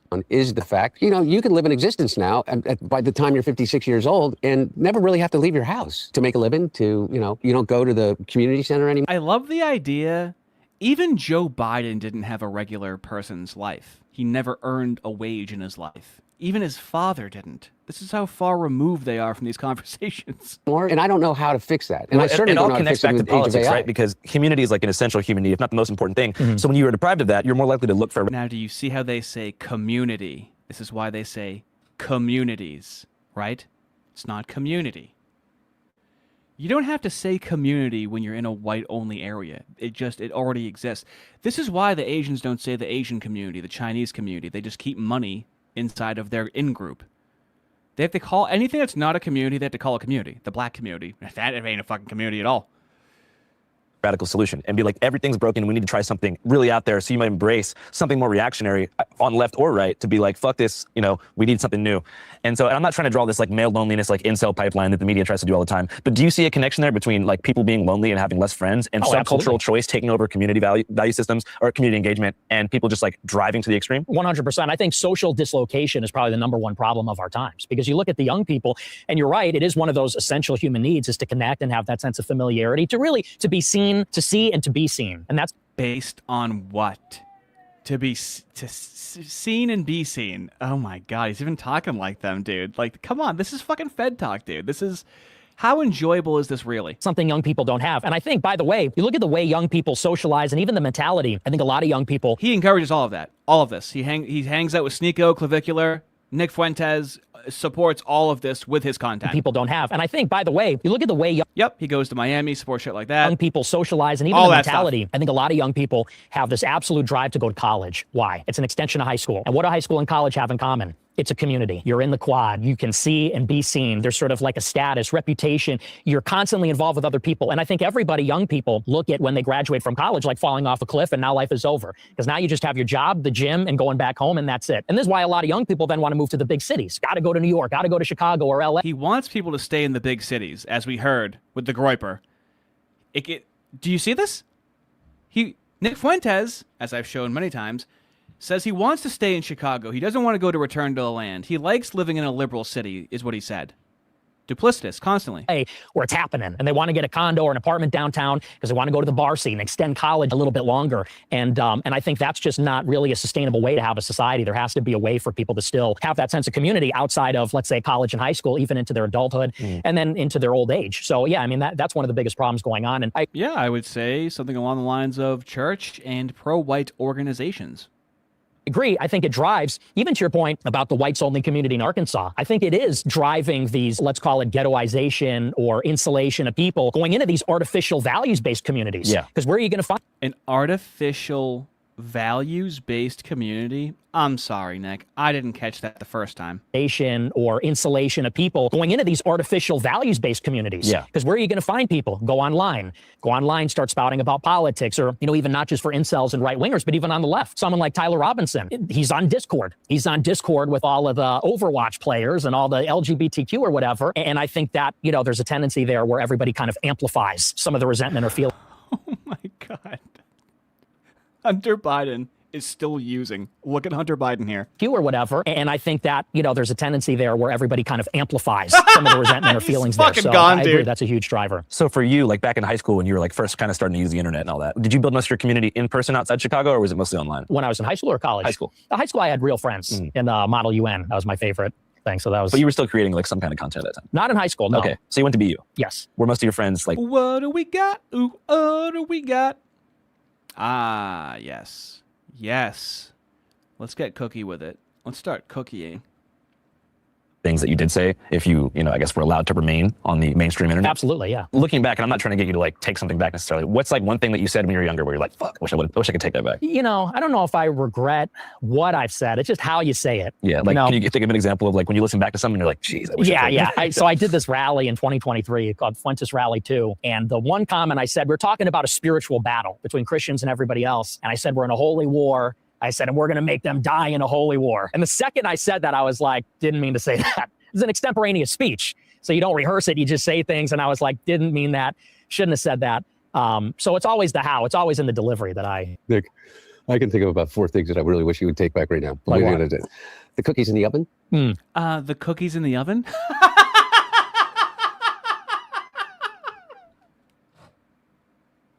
You cream pied your fucking niece, dude. Can you take back the cookies in the oven remark that you made? Well, it's a joke. But it's not, Nick. My wife is Jewish. My son is Jewish. No, Nick. I promise you. Don't get mad. I'm not mad. Okay, It's I know. But okay. But you got to understand how incredibly, whether it's a joke or not, it's a lived experience passed down from generation to generation, whether or not. Holy shit. He is still stuck in 2018. He's stuck there. Or if you're in the UK, Canada, and Australia, 2026. But in the United States, he's like stuck in 2018. Lived experience. I haven't heard that one in a fucking while. And by the way, last time I heard that, I think the fucking iPhone 9 was out. Wait, not just from the Holocaust, not just from 1939 on. 2,000 years of history. Okay, forget about Israeli politics and Netanyahu, because I think we agree about Bibi Netanyahu. I'm positive we do, and I've listened to you talk about it. But you got to understand. Look at me, man. I see you. I see you. Look at me, man. I see you. That is pretty funny. Come on, man. This is what drug addicts do. They try to prey. I'm sorry. This is what leftists do, okay? I'm sorry. This is what commies do. I'm sorry. This is what moos do. They prey on your emotions. They try to act so emotional. It hurts. Nick, I promise you it does. When you compare my wife's family to cookies going to an oven... You gotta hand it. I need that again. You gotta hand it to Nick Fuentes. He really does keep a stone fucking face. That or he's already starting to laugh. He's already starting to laugh right here. He's trying to hold it in. It does. When you compare my wife's family to cookies going to an oven, it hurts. And you've got to understand that. And by the way, I'm looking at you, and I believe that you do know that. See, that's where you lose me. That's where you lose me. Okay, Nick. Okay, I'm telling you. Well, listen, are we... Nick. Come on, Nick. How do you... That would drive me fucking crazy. I'd start fucking losing it, dude. Someone repeats my name over and over again. Here to talk, or are you here to lecture me and preach Okay, no, to you're me? right. Let me listen. Okay. So you're right. So You're right. this is the Okay. thing. Okay, now he's going to listen. Because, you know, and I think this is a disconnect. I think that the left, and even people on the right, they're losing the young people. Why do people love me? Not in spite of, but because of the outrageous things that I say. Not in spite of, but because I say offensive things. Because I, let's say, drop the N-word on a video or something. It's because people are sick of the preachiness, the Nick. lecturing. Okay, I'll listen they to what really you are. say. But Nick, I disagree. I think that Listen for fucking 10 seconds, dude. I'd start fucking losing it. you're appealing to the lowest common denominator of thought. If you're hating on the people that they think are the reason for their suffering, then you must be on their side. I don't think that you believe that about the Holocaust. I think you think the Holocaust did happen. But forget about whether or not you think that Hey, come on.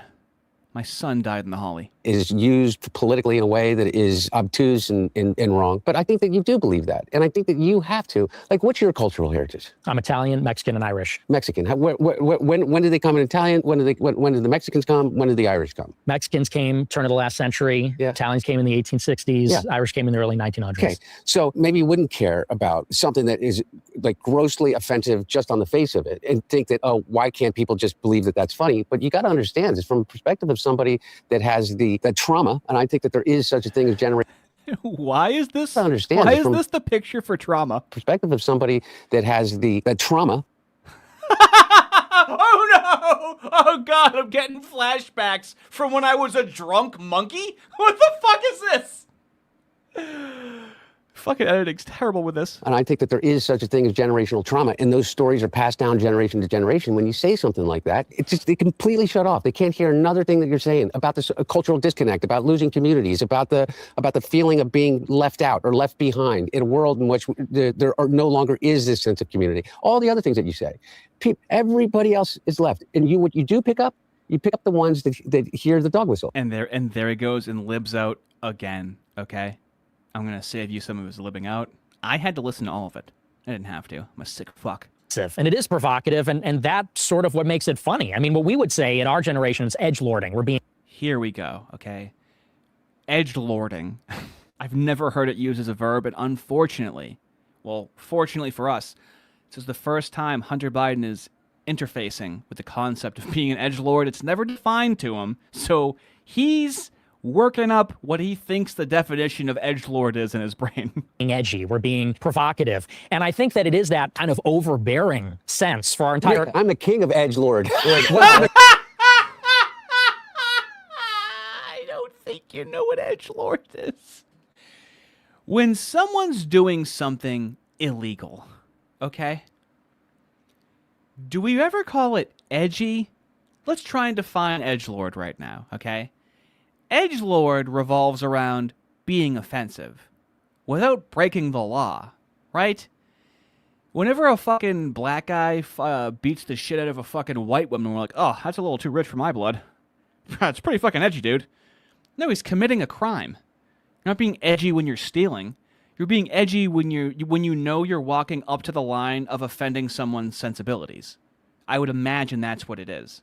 Hunter Biden's like, oh, dude, you think you're fucking edgy. You ever hear what I did to my fucking niece? You ever seen my laptop? That's not edgy. That's you. You're supposed to be in prison.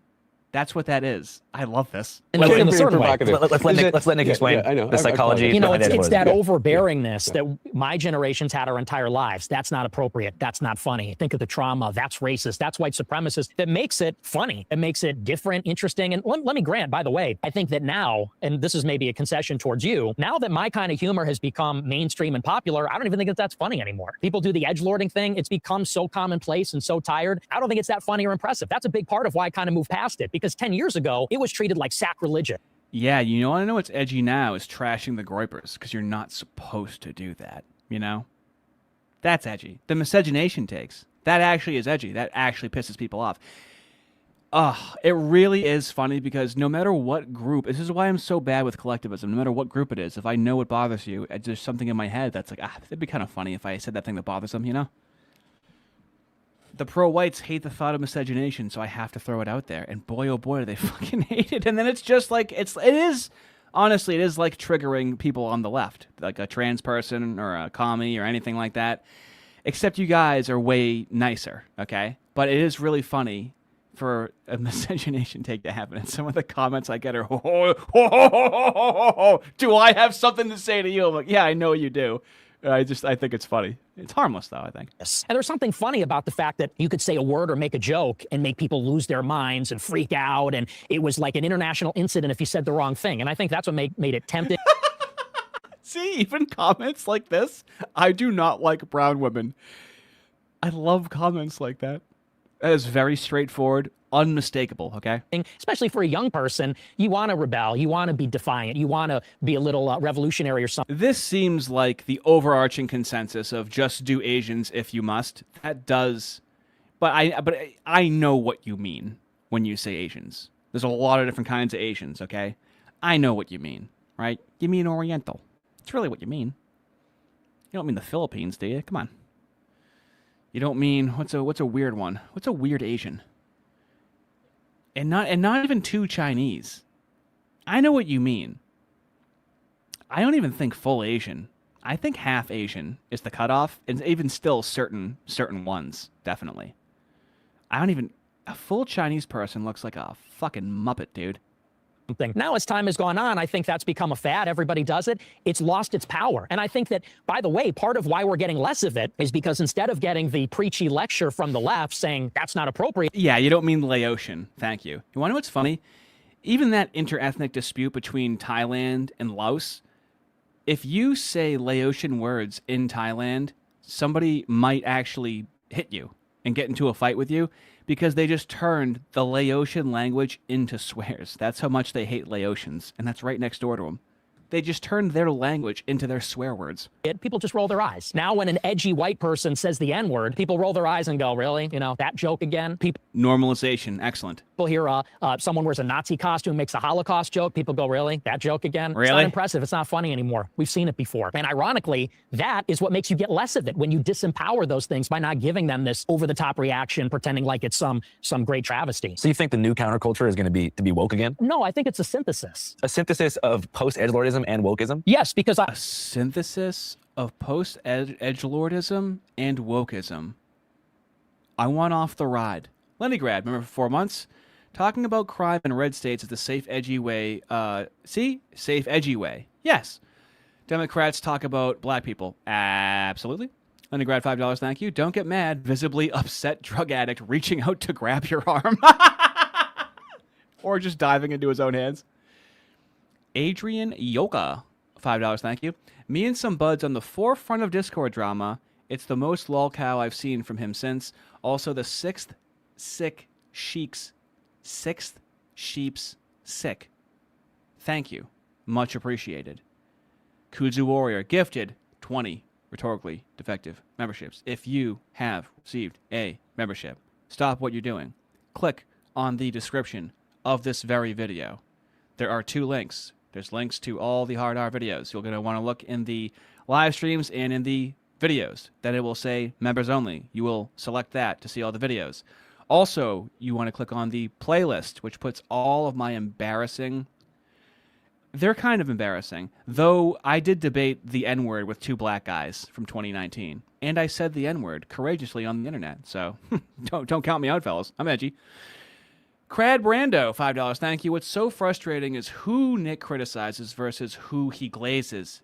Yes, that, fellas, is discernment like a motherfucker. The RTTL versus meth head jawbuster, Hunter Biden and William. Yes. I don't care what he says. I care who he venerates. Yes. Yes, queen. Yes, bitch. Oh, my God, they're rubbing off on me. Kill all bunnies. Pivotal in research in the background. $20, thank you. Work sucks, so this is all you're getting tonight, Booker Man. Anyway, don't forget that it was his niece, his sister-in-law, and at least 3 unrelated children. Hey, I don't have the fucking brain capacity for all that. I'm just going to say he cream pied his niece. Thank you. Thank you for the fact check on that. Much appreciated. I think that wokeism Sounds good had to its me. excesses. Edgelording also has its excesses. And I think now we're finding a middle ground between saying the edgiest thing we can think of with no regard for anyone and saying everything is racist. You know, if you say something, you should lose your job. We're finding a middle ground where, you know, maybe it's tastefully offensive in small doses, less is more. So it sounds like you believe in the survival of the American experiment. Yeah, I really do. And listen, I don't think everything about woke. He believes in the survival of the American experiment. He doesn't ask for clarification. He blindly just says yes, yes, yes, yes, yes, and all the groypers somehow think they're edgy and fucking pro-white. Wokeism was bad, necessarily. What's the best thing about wokeism? I think that... What's the best thing about wokeism? Are you ready? We have to think about some... We can't say nothing and then trash it. He's going to say something good about wokeism. Genuinely, it has made people more respectful and empathetic. He just got done talking about being edgy for years. So then we needed wokeism to stop what Nick Fuentes was doing in terms of being edgy. It's fucking incoherent, and I'm so tired of it. It's so fucking controlled opposition. How is he not controlled opposition? How did he get this fucking conversation? Why else would they want to fucking set it up with him? Because let's be honest, 20 years ago, let's say when I was growing up, I think there was a lot of cruelty. And I think there were some hateful attitudes. And I think as time has gone on, this younger generation, they... Fat! Oh. Fat!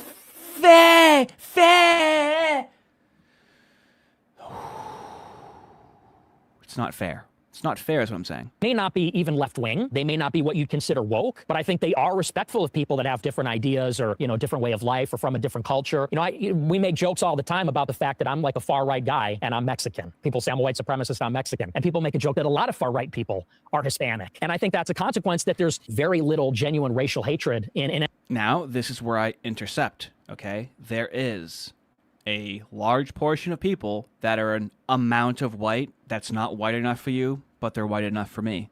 We shouldn't get rid of them. It makes no sense. There's a lot of people that agree with pro-whites, but they're not invited to be pro-white, so what do we do with them? Most of the pro-whites go, we don't give a fuck, but then fucking cry about how low their fucking numbers of support are. Well, you're throwing away people that fucking want to like you and want to fucking support you.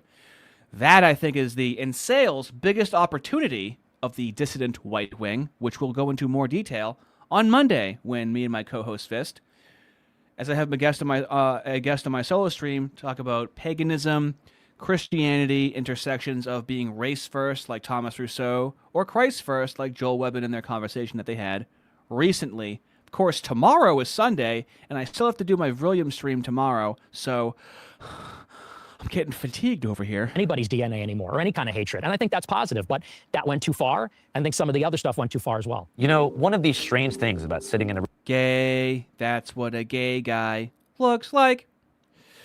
Don't think I'm missing anything here. Where are we at here? We're at 49. I think we can... Oh, yeah. Okay. Dude, Hunter Biden interrupts like a psychotic crackhead, if you can fucking imagine it. Mexican kid, so we gave you a bad committee assignment. Wow. But see, I heard that and I laughed. I said, that's funny. You know, whereas a lot of people would say, oh, that's traumatic. I'm a victim of racism. You know, I think that's, you know, it's just a human thing. Yeah, I always felt like growing up as like a white kid in America. What if you wait? He just fucking completely steamrolls the interviewer. That's, you know, it's just a human thing. Yeah, I always felt like growing up as like a white kid in America. What if you wait? What if you were and identified as being Mexican and they came to you and they didn't tell you that's the reason that they gave you all the bad committee assignments? That would be unfair. Yeah. It's interesting. I'm just saying. That's the whole point, isn't it? And so I'm you not may find it funny. Just talking right over him. It's so satisfying. Because you pass as a white Anglo-Christian. Do you think I pass? What? You think I pass as a white Anglo-Christian? Well, I not only think you pass, I think you identify as it. Yeah. Let's go. Yeah. That's the joke. He goes, let's go, and then his audience laughs. That's it. That's the joke. Let's go. No, but really, for real. And my point is that I heard you do an interview, okay? And I literally on the write up here, it's like you were talking about how you were raised on like Mark Levin. Yeah, we know his history. Okay, we understand. You don't understand, but we understand. And so now, see, Hunter Biden and Nick Fuentes are just like you guys, okay? Above that, they're just like each other. Levin, you got to remember at the end of the day, it's an entertainment show. It's entertainment. People call in. He gets frustrated with them. It's part of what I do on my show. And it's not always nice, but it's funny. And I don't think it's mean-spirited necessarily. And I don't think it's that big of a deal. So, I mean, the thought that I would, like, for example, with you, people would say, why do you talk to Hunter Biden? His father and his DOJ froze your money and put you on a no-fly list. I'd say, so what? I mean, I'd say, so what? Do you see how all he cares about is being fine now? So what? I managed to get by it, and now I have like $1 million. So I'm fine now, so what do I care? And it's just talking. I don't think talking's a big deal, you know? Froze my money and put me on a no-fly list, too. There you go. See, so we got that in common. So different. Dude, how... I love the idea that he couldn't get any money from anybody. Like, this isn't called out at all. It's so frustrating to watch. Question that I have that kind of weaves everything together. How do you think, like, October 7th and the subsequent, like, pro-Palestine movement and the online worlds it created led to... How do you think anyone gives a fuck about that, Andrew? Oh, let's get some Holly talk. Holly, rocking everywhere. They can say, hey, look, these people that oppose what we're doing in Palestine also don't think the Holocaust happened. It's a big jump in the public perception. It was almost, to me, as if that was your intent. To lose any legitimacy about any argument as it relates to Israel and the Likud government is to say those edge-lording things or whatever. Jews are money changers. Bullshit artists, psychopaths, charlatans, grifters, manipulators. I don't know any. Right. So then you... Now, mind you, this just blew up, the Holly thing, 6 months ago. So, boom. He's saying that. The youth are following him. Awesome. And then they go, oh, yeah, and Return to the Land. He goes, no. Don't join Return to the Land. That's trailer park nationalism. Oh, Patriot Front. I don't really agree with what they're doing and how they're and the attention they're drawing to themselves. I don't agree with that. Let's support Chud the Builder. You shouldn't fucking support Chud the Builder. I don't think we should go out and start saying the N-word. Let's support Charlotte Hendricks. I don't think we should support controlled opposition. And ta-da. There we have it. Then on top of it, who does he hang out with? Sneeko, Clavicular. Where's all of his fucking Catholic friends? Where's all of his Christian friends that he fucking hangs out with? He's also fucking anti-natalist, and he said that, you know, a lot of us are going to have to not have kids and go into the government, but, like, none of the Groypers are fucking competent at all whatsoever, except for maybe one. Buddy that can hear you after you say that, including myself. It delegitimizes everything, because I don't think... he can't... Hunter Biden doesn't know what it's like to be delegitimized. He can't delegitimize himself. That's fucking poetry. None of these people, except for maybe Andrew Carrigan is his fucking name. That guy, Callaghan, he actually works. He makes documentaries, okay? He's a commie, but he actually knows how to get some sweat off his brow, okay? That you... A little bit of more compassion. Let's try to stay a little... I don't want to do any character attacks on Nick. I'm not attacking his character. I'm not... What? What is that? I'm solo right now, okay? I'll get one guide. Rhetorically effective. You sound kind of mad and hung up on this Return to the Land thing. Well, why would... Do you think someone should counter-signal Return to the Land? And if the answer is yes, I just want to know why. Why should someone counter-signal Return to the Land? That doesn't make any sense to me. I think people should support Return to the Land, at the very least. Just not have a problem with them. Freedom of association. I don't see what the issue with Return to the Land is, or why they should be counter-signaled and discourage people going there.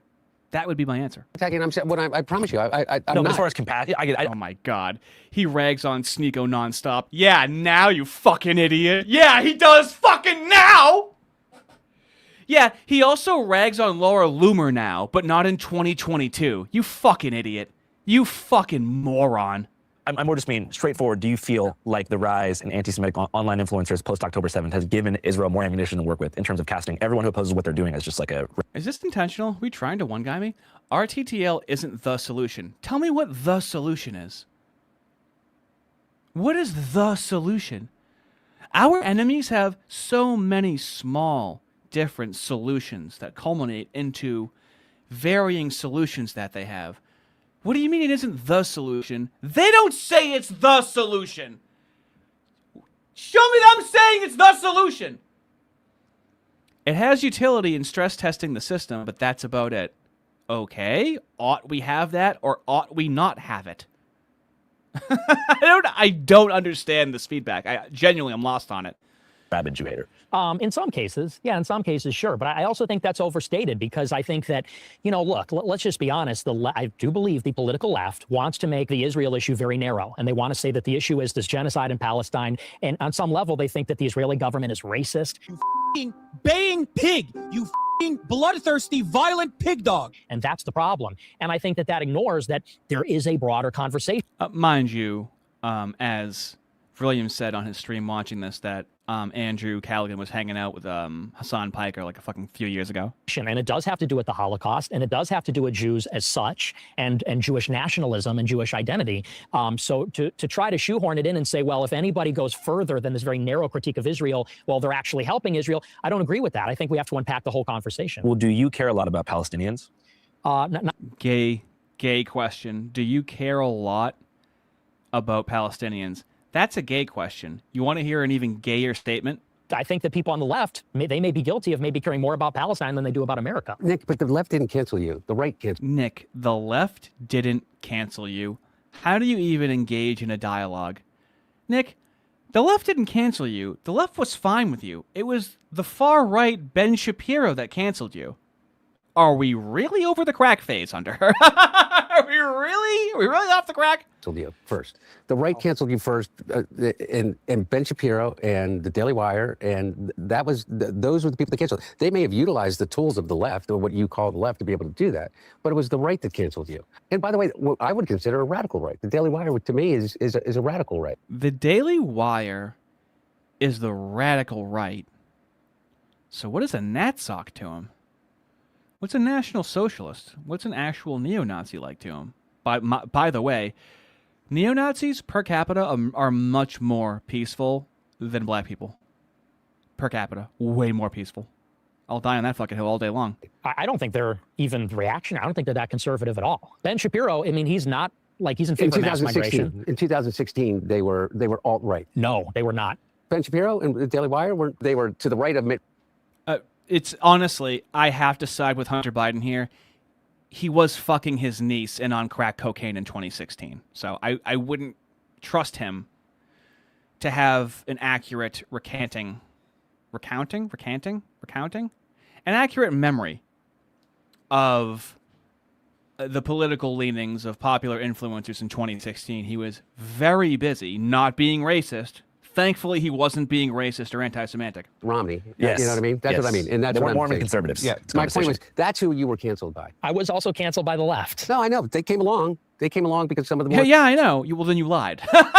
Well, then you're full of shit. egregious things that you said is edgelording. They came along. That you said is edgelording. You called yourself, Hunter Biden, the biggest edgelord. He doesn't know what it means. Hello, fellow kids. You call it canceling or saying, like, what the fuck? This is what I call it. What the fuck? Like, what the fuck? And so, like, I don't find it fun. This is what I call it. Give me it again. What the fuck? Like, really cracking himself up over here. Like, what the fuck? And so, like, I don't find it funny. And just like you're able to say, well, I just think it's funny, I'm able to say, I don't find it fucking funny. I didn't find it funny then. I don't find it funny now. Yeah, we need to talk about what Hunter finds funny and not funny. The level of entitlement on these people. I didn't find it funny that some of the things, you said about me. But I'm willing to sit here and listen to you because I want to get to this. And this is my whole point. What about fucking Donald Trump? Yeah, we can get to that. Yeah, how, of all the people in the world, but you could look at and say he doesn't believe anything. So for context for the viewer, Donald Trump is currently the sitting president of the U.S. For our audience abroad. The war with Iran was supposed to be over. Now we're back in business, baby. Khomeini had a pretty sick funeral, if you saw the video. So you guys don't like Trump. You used to like him. I did. You've always hated him. He's tried to destroy your life. Yeah. You guys were cool. You guys hung out once at Mar-a-Lago with Kanye. You've never hung out with Trump, right? Would you want to? No. Do I want to? Yeah. Okay. Look, man, I would. Can we get him? Can we get him in the hotel room? So I want you to. That's so fucking crackhead. Can we get him here right now?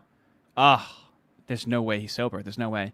Safari mine right near the bleach. $2, thank you. Half-breeds like that ice skater is the way to go. Yes, Christina Yamaguchi, I believe, is what you're saying. Or I'm dating myself. Titus Smegamus, $5, thank you. So going off Nick's standard, would Thomas Sowell and Joel Davis be the end bosses of edgelording? Dude, you can't lock them down on anything, and you can't lock the Groypers down on anything. Great question. Muffin Blight, $20, thank you. We used to have a joke back when I was in the Corps. Are you a little socially awkward? Can't talk to girls, and a bit smelly? Have you tried rice women? Oh, okay. Okay. They don't really care.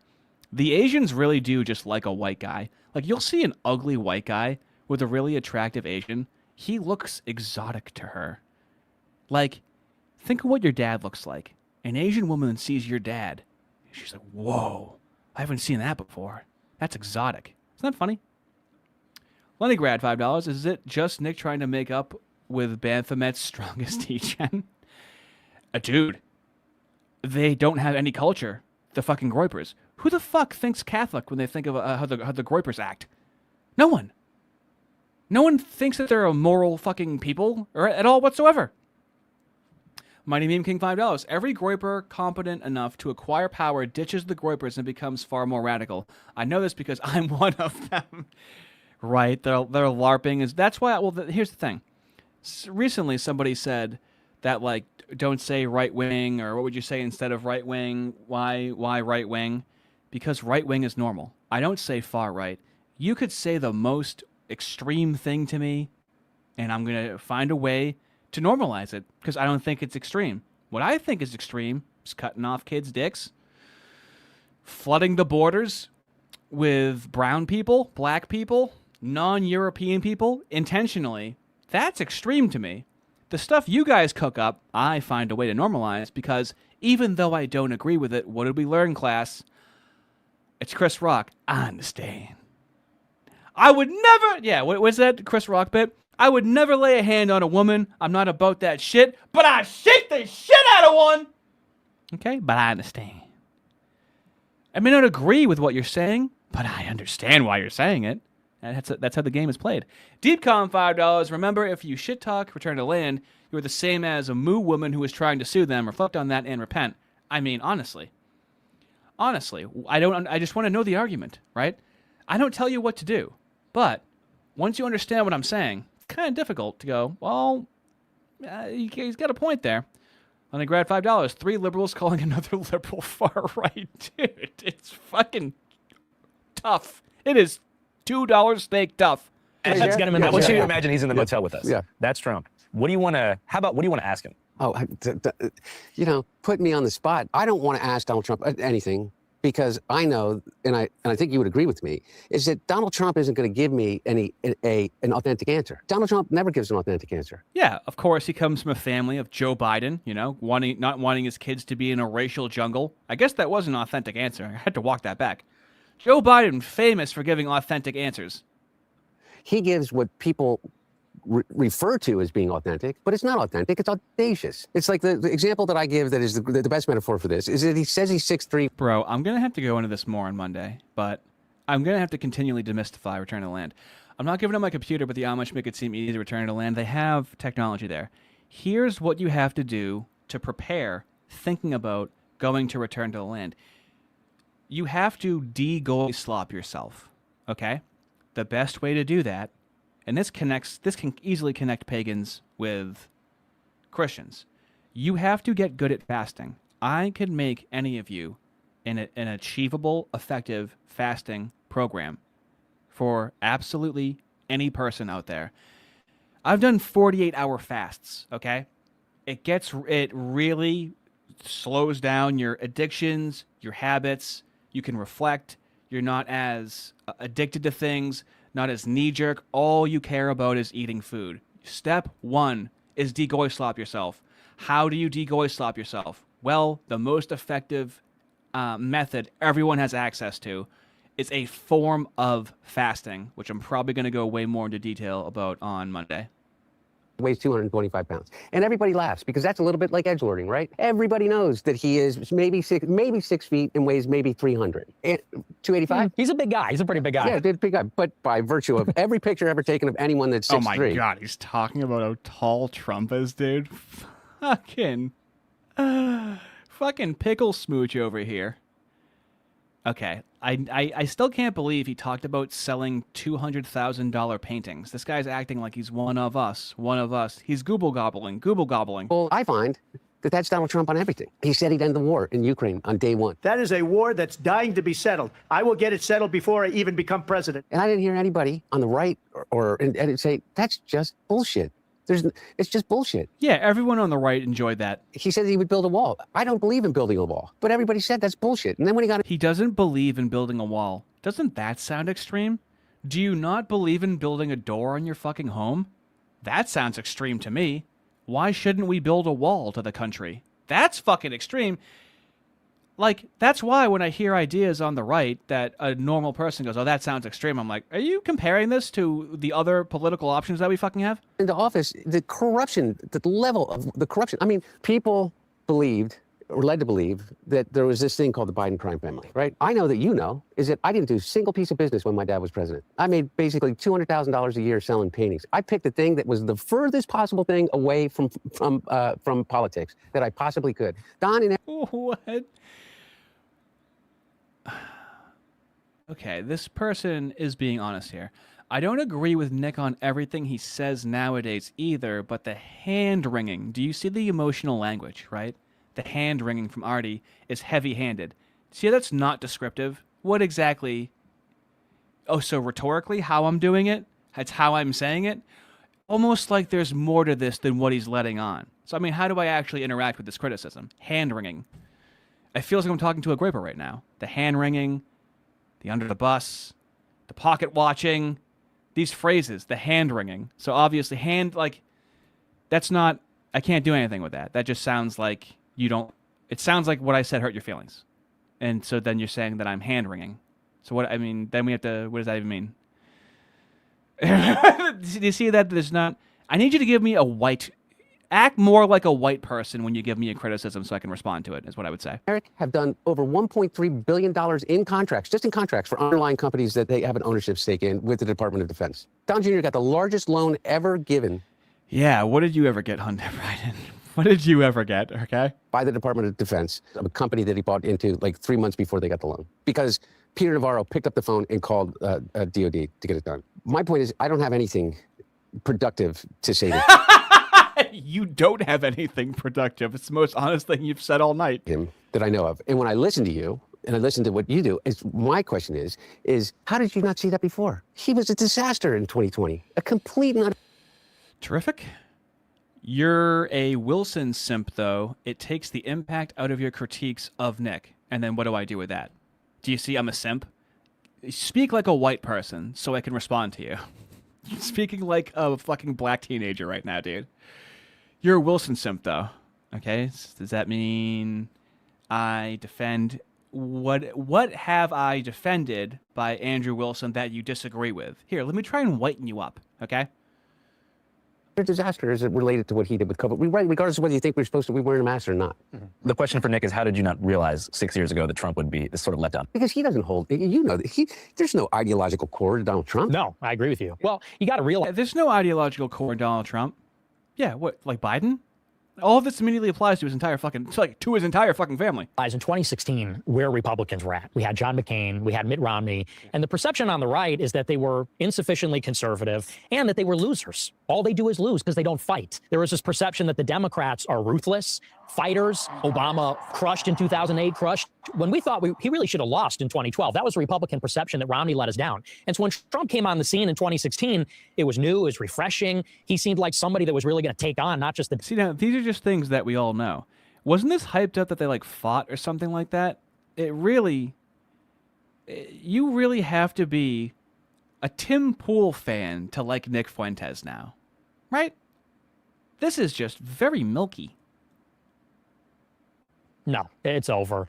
People see what he's made of. And Hunter's right. He's a liar. He is a liar. He is a bullshit artist. And especially, you look at what he did with the Epstein files, with the war in Iran, what he did to Thomas Massie. This guy named Thomas Massie. There's something wrong with him. They just vote no. They love voting no. They think it's good politically. You realize that if you are America first, you have no place in this Republican Party. Because he said it. He said, our Republican... Yeah, so I need you to be white, okay? Wilson doesn't flip-flop because he's a GOP mouthpiece. See, mouthpiece. And we have flip-flop. No actual argument, no actual criticism, okay? Can you... there's no way you're white. Can you just... You've been brought up around whites in a white society. imagine how a white person would like construct an argument or a criticism so it can be engaged with. Otherwise, you're just crying like a fucking pathetic pussy right now. Like, you're not making an argument. You're not making anything that can be engaged with. You're just fucking crying. So instead of crying like a little fucking pussy, make a fucking argument. Did something happen? Let me show. Where on the doll did he fucking touch you, dude? Like, what is the issue? Party, or rather, he said MAGA is Mark Levin, Laura Loomer, Randy Fine. He said, and who is not MAGA? Megyn Kelly, Tucker, Alex Jones, Candace. And I think most Republicans said, well, we're with those other people. We're not MAGA anymore. So what do you think happens, Nick? I believe that we need radical change. And I'm not talking about violence or revolution or things like that. I'm talking about the only ways that you can have this kind of radical rethinking of the system. Like, there's so many questions. Like, what do you... This isn't commie at all. It's just a radical rethinking of the system.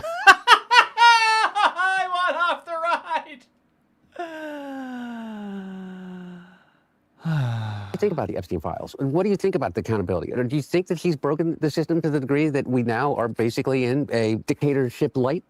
No, I actually have a lot of confidence only because I think the Democrats are going to take the House in 26, which I support. I'm telling my people, vote Democrat. We want the Democrats in the House. Someone just goes, what the fuck is going on in chat? I don't know, man. I don't know. Hey, talk to Arden. It's his chat. I just rented from him. Because what they're going to do is they're going to use the oversight powers to bring all the corruption to light. Because I know Republicans will watch this, and when you say, we didn't commit crime, they're going to be skeptical. However, for the sake of argument, let's say the income you made during Biden was ill-gotten. For the sake of example, it's just doesn't hold a candle. It doesn't even come close, doesn't even touch Jared Kushner, Howard Lutnick, Steve Witkoff, Don Jr., Trump himself. It's just a different sport. It's a different game entirely. And I want all that corruption to be revealed. And I think the Democrats are going to do it. I hope they get it. Right. And he thinks the Democrats are going to do it. He thinks he can work with Democrats. I'm sorry, how is this not Fed-controlled opposition? Feds have to be Democrat, by the way, right? There's no such thing as a right-wing Fed. It's always a commie Democrat Fed. And he's like, yeah, I think he thinks the Democrats will uncover. And then what? Will there be any consequence of that? Does the Fed care? No, not at all. In-fucking credible. So somebody was asking why I make the Fed accusation. Well, I think that's what a Fed would fucking support. I don't think that's too difficult to follow. You explain this like nightmare scenario that revolves around a Vance presidency. Yes. What about J.D. Vance being in power scares you so much? If Trump doesn't have an ideological core, then Vance... Now, okay, right? Wilson is a skilled rhetorician. That's why conservatives can't criticize him. So even if you did disagree with Andrew Wilson, that is something that's true. So even if you thought he was malicious or he was lying, that would be good, at least a starting point of you making an argument. But it came from somebody else. That's, I'm assuming, white. Really doesn't, because Vance is a chameleon. That's not his real name, for openers. Never had a real job. These are all sinecures given to him by Peter Thiel. 6 years ago, he's a never-Trumper. I'm a never-Trump. Would a Fed defend the Trump admin bombing little girls, dumb guy? Oh, did that hurt your feelings? That someone said that? Oh, someone defended that? Did Andrew defend that? Oh, no. What are you going to do? Oh, he defended that. And? So? You want me to be as triggered as you are. I'm not. I criticized him for saying that publicly. I said I definitely would not have said that. He definitely shouldn't have said that. That's exactly what I said. But I'm not as mad as you want me to be. That's the issue. Guy, I never liked him. I think that he's leading people in a very dark direction, and that's ultimately what worries me. J.D. Vance doesn't even look the same anymore. Most terrible candidate, idiot if you voted for him. Might be America's Hitler. I was wrong about Donald Trump. I didn't think he was going to be a good president, Brett. He was a great president. Now he's a national conservative, national populist, and so we don't even really know who he is. I mean, to me, this is basically a Manchurian candidate. This is a shell, and who is the power behind him? It's the oligarchs. It's the little tech. Nope. I'm warning you right now. I can bring it up on stream that I did laugh. I did not launder his message. I disagreed with it. I said he shouldn't have said that. I said it's not effective. Nope. Now you're lying. I'm warning you. Now you're telling a lie. I'm not going to derail the stream for you, but now you're being warned. Don't lie. That's what blacks do. Be white. Don't lie. oligarchs in bed with the CIA, especially at this fever pitch with AI. I think that's really dangerous. So to me, him being president is just a worse scenario in my mind. For the uninformed viewer, what is the Palantir-JD Vance connection? Well, Palantir was founded by Peter Thiel, and Peter Thiel's very close with David Sachs. JD Vance was given his first job in Silicon Valley by Thiel. Thiel hooked him up with it. The CEO of that company said it was a personal favor to Thiel that I hired him. And then Thiel got him all his jobs at these various venture capital firms, including his own, and then funding JD Vance's venture capital firm. Peter Thiel gave $15 million to Vance when he ran for Senate in Ohio in 22. Peter Thiel secured President Trump's endorsement for him in 22. Good Thiel which basically breakdown. got him the nomination and the seat. So, as far as anybody's concerned, Vance owes his entire political career to Peter Thiel, who derives his fortune from Palantir. And now he's a Catholic like you and me. Well, he's a convert. Beware the convert. Yeah. So do you think that Trump's unfulfillment of his campaign promises was a result of him being compromised by somebody connected to that structure, or do you think he always just never cared? I don't know that he never cared. I just think that, me, I'm an idealist. So I think about the ideas and the concepts. Trump is a businessman. And so I think with him, everything's transactional. And I said this in 2024. Trump knew the voters would swallow anything. The voters would not walk away from the table because they were enamored with him. I could stand in the middle of Fifth Avenue and shoot somebody and I wouldn't lose any voters, okay? It's incredible. So he knew he could break every promise with them in order to fulfill promises for the donor class, which is little tech, the Israel lobby, and Wall Street. And you can tell this guy's commie as well, is because we're going to broach the topic of anti-capitalism, okay? The bankers, Tim Mellon, the big asset managers. So I think with him, everything's business. Everything's a transaction. And that's why you can't trust him. You have to do business. And in 24, I said we should all collectively say we're not going to vote unless he makes certain commitments. And not enough people did that. But that's fundamentally his flaw. Your critique of this elite power structure sounds vaguely anti-capitalist. It's not anti-capitalist. Capitalism says large amounts of capital will be held in private hands, which I believe in. I am a capitalist. But I think what is happening is that it's the way that money is used in government. There needs to be a distinct and separate national power that subordinates the money power. Now, we're going to have an opportunity for a retraction right now, okay? Christian, but you act like this. Now, the one that wasn't, and that a leftist would never care about, in the same way that the Christian right does, was his comment on bombing Iran. Okay? I did laugh. And I'm only laughing because I still can't believe he said it.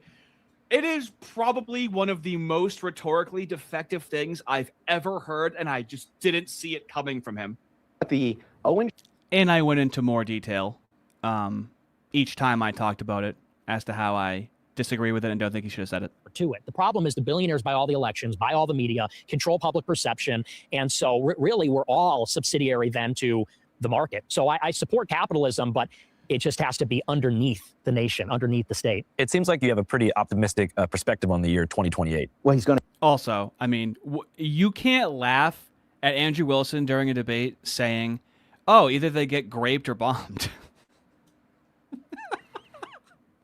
You don't find any humor in that, or do you care so much about brown Muslim children in another country, dude? You have no leg to stand on in that fucking criticism. I get a third term. So Trump 28. Trump is going to be president in 28. Kind of keep coming back to this clean election year. Do you think that's going to be a renaissance year for outsider candidates and outside media channels like this one? It can be. I think it certainly can be because I think there's frustration on the right and on the left. You see even in the primaries on the capitalism isn't fake and gay. Capitalism, the way that what we have is just mooishness. They want you to think capitalism is just, you only think of money. Yeah, we don't have nationalism, so just thinking of money, that's moo, okay? You can have free enterprise and competition in a economic populist right-wing society where you have social services and whatnot. But capitalism, first of all, is a Marxist terminology. We have free enterprise is fine. It's just that that's all you think about, which is all Moo thinks about. This is just a way. They say capitalism, it's really the fucking Moos, and then they blame it on white people. And then white people are like, what the fuck are you talking about? We take care of each other, and we have free enterprise, and we give money back and whatnot. That isn't they want you to think that any free enterprise is capitalism, when what's being advocated for is not just only caring about money. That's what the moose want. So, I mean, I'm pro-capitalism in the sense that, yes, it's capitalism isn't a fucking moral system. It's an economic mode of fucking production. Democrat side, it's all DSA, progressive types that are winning. You ironically have the same frustration on the left with their establishment as... Now, okay. Now we're getting closer. It's tough. Social nationalism. I know the word social has been co-opted by the left so fucking much it's hard for me to use, but I agree. We have on the right. And so I think, in 2028, it's going to be a year where there'll be a competitive Republican primary and Democratic primary, and hopefully the people make their voice heard and we get some new options, maybe that reflect the will of the people more. Yeah. And so what do you think about somebody like Mamdani? Personally, I don't like him. I don't like some of the things that he said. I don't like him, and I don't like some of the things that he said. Oh, scathing criticism of fucking Zohran Mamdani. For example, on 4th of July, when he takes the opportunity to sit there with, let's be honest, not a single white person. Yeah, but dude, people control government without capitalism. People controlling the government happens no matter what system you have. So if your criticism of capitalism will happen in any system, then I don't take that criticism to heart. That makes sense, right? I mean, that's going to happen in any system. People will find a way, wake up every single day thinking, how can I get more and more power? No matter what system you put those people in, that's why you kicked them out of every system. It wasn't like they were kicked out of only capitalist fucking systems. They were kicked out of any system. It's all they care about is power. And not coexisting. Leningrad, $5, thank you. It's not authentic, it's audacious. As part of the rehab program, they stuck a Neuralink in his brain, and sometimes the ChatGPT breaks through. Dilly Longballs, 6 mules. And it's chilly, thank you. I got this, $5. Is this the most moderated Nick has ever been for an interview? Yes. So many obvious anti-white lies he leaves unchecked? Yes. And he could have said, there were these things that I said that they cut out. He didn't. He co-signs on the entire conversation. I mean, what else do you do with him? Brett Turtle, $5. How is the interview so far? Just tuned in. I am doing some heavy lifting in the room and says, the founding fathers would look down on us, the working people with their dirt street tans against the billionaires. I think it's a little too divisive. I like his energy. I like that he's young. Divisive? It's not fucking accurate. People don't work nearly as hard as they used to. They used to have back-breaking jobs. Now, what are we? Service industry, right? It's ironic. We don't do manufacturing. Okay, fair enough. That's rich, buddy. But no, look, but it seems pointed at me. I know, but the thing, laughing it up. That video? Yeah, a little bit. Staring down the camera like, you Nick, you son of a bitch. People like me. Yeah. But what I see is somebody is using government for exactly the purpose that you just said. Communism. Yeah. That's how he's using government. Is to break the oligopoly, to target the anger towards... Make it so all the rich people leave where you live. Oh, New York's a lot safer today than it was 20 years ago, right? A tiny percentage of the population that has controlled the levers of government from the White House down to the mayor's office in New York City or Peoria, Illinois, to that matter. And even more so as you go further down that chain. And so I look at somebody like Mamdani and regardless of his delivery, which may be off-putting, particularly from somebody coming from... All the couching of the language, dude. Come on. Your side is that he's delivering, man. You know what? I mean, he's really delivering. This is excruciating to listen to. Is this worse than watching The View? Because even on The View, they're like clucking at each other. That should be worse. This might be worse than watching The View. I saw somebody going after Mamdani for some of this stuff, and particularly about rent control. And I was like, well, how do you think the middle class was built after World War II and the GI Bill and rent-controlled buildings that created Don't go there. Those communities that we were talking about an hour ago? The GI Bill provides returning soldiers and veterans a range of benefits, including mortgages to purchase homes, loans to go to school. And this really was instrumental in creating the new American middle class. Created the availability for somebody that was 26 years old, that had a job with the MTA, to be able to live and work in the city and put the kid into school with the idea that they would be safe walking there and go to a park that, where the water fountains work. That's what I see him trying to do. I mean, by the way, it's just so tired and he's a communist. Like it's about the communists. Like who even says that anymore? This is why, fellas. This is why.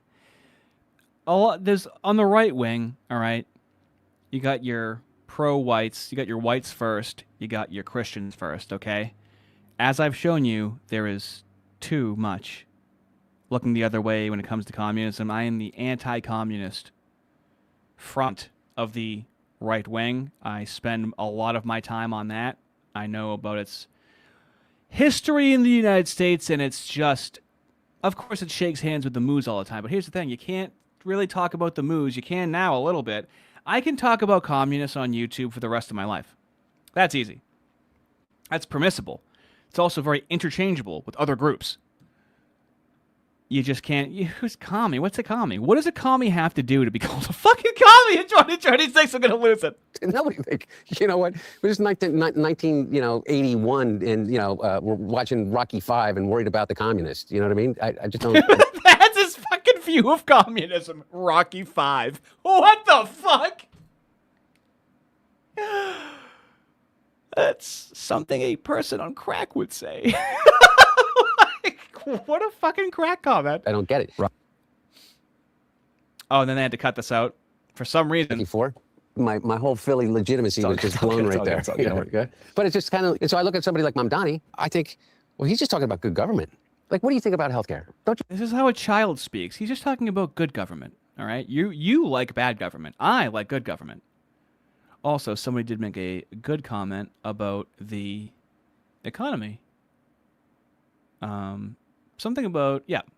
Now, the economy is fake and gay. I would say the economy is fake and gay before I would say capitalism is fake and gay. And this is why, like, libertarians, like, after we win the war living in a white winter wonderland, we may need you guys for logistics, okay? Until then, acting like we have a fucking economy and how things can be solved in the fucking market when they fucking print money and they keep making these movies that keep failing and losing money, and they keep making them anyway. Yeah, the economy is definitely fake and gay. Do you think that there should be a single-payer system? Don't you think that there should be some guarantee as a right? Because I don't know how you make it in this country and aspire to a middle-class life and be able to afford a catastrophic event as it relates to your health. I mean, it's over. You're done. Yeah. Something he knows a lot about, right? These guys know all about this. I don't support single payer, but I do believe that everybody should be entitled to some minimum level of coverage, catastrophic insurance. So in principle, I agree. Which is Medicare for all, to a certain. Now, we give libertarians some shit. There are right-wing libertarians, okay? You have to remember, things were a little different fucking 2 years ago. A lot of people are waking up all at once, coming from different backgrounds, okay? Oh, they're fucking waking up all right. They're waking up more than they've ever waken up before. Wake up. Woke. Right. And so that's why, like, I can't post hoc be like, oh, you're this, because it's like, they might have thought something different a fucking year ago, and so they still have these epistemologies that help shape who they are. I definitely understand that. So that's why I can't expect everyone to know what I know right now. I have to meet them where they're at. Certain degree, right? I mean, because that's all the Medicare does right now. Well, why is that radical? See, I don't think that's necessarily radical, but to them, it's because we've been convinced that it's to radical. them. Yeah. To them. Okay, finally, he fucking lands something an hour and 26 minutes in. Those others. Yeah, no, them. I mean, the insurance companies. Sure. Yeah. And their lobbyists who control 55% of Congress, regardless of who's in power. Right. Yeah. Well, and I don't think that's necessarily the most radical. I think, though, he is with the DSA, the Democratic Socialists of America. He backs all these DSA candidates. And let's be honest, a lot of them are radical. Like, I saw one of these candidates that just won in New York a couple weeks ago, the Chevalier candidate. There's a picture. She hates my dad. Yeah, I know. She said about my dad. She had awful things about him. Yeah, and she says, I didn't have a napkin to wipe my hands, so I used the American flag. Yeah. Yeah. By the way, I think it's crazy, but like the same way that, I thought a lot of the stuff that some people that got elected in 2016, 2020, even during the Tea Party, kind of movement was, egregious. Again, egregious. If it's a legitimate rape, the female body has ways to try to shut that whole thing down. So what do we do? What do we do, Nick? I think a better question I mean, is, for real. They try to make it edgy with the camera stuff, I think. What do we do? Can you at least come a little bit to this way? If you can come a little this way. I can. Here's where I can come. Is it? What was that, Hunter? Please come a little. Slow it down, fellas. All right, slow it down a little bit. A little bit to this way. If you can come a little this way. I can. Here's where I can come. How did you say that, dude? How did your body and brain let you say that? Is this? Do you get what I'm saying? Yes. About the Holocaust thing? About that. Yeah. Not really. No. I do. And listen, here's what I'll say.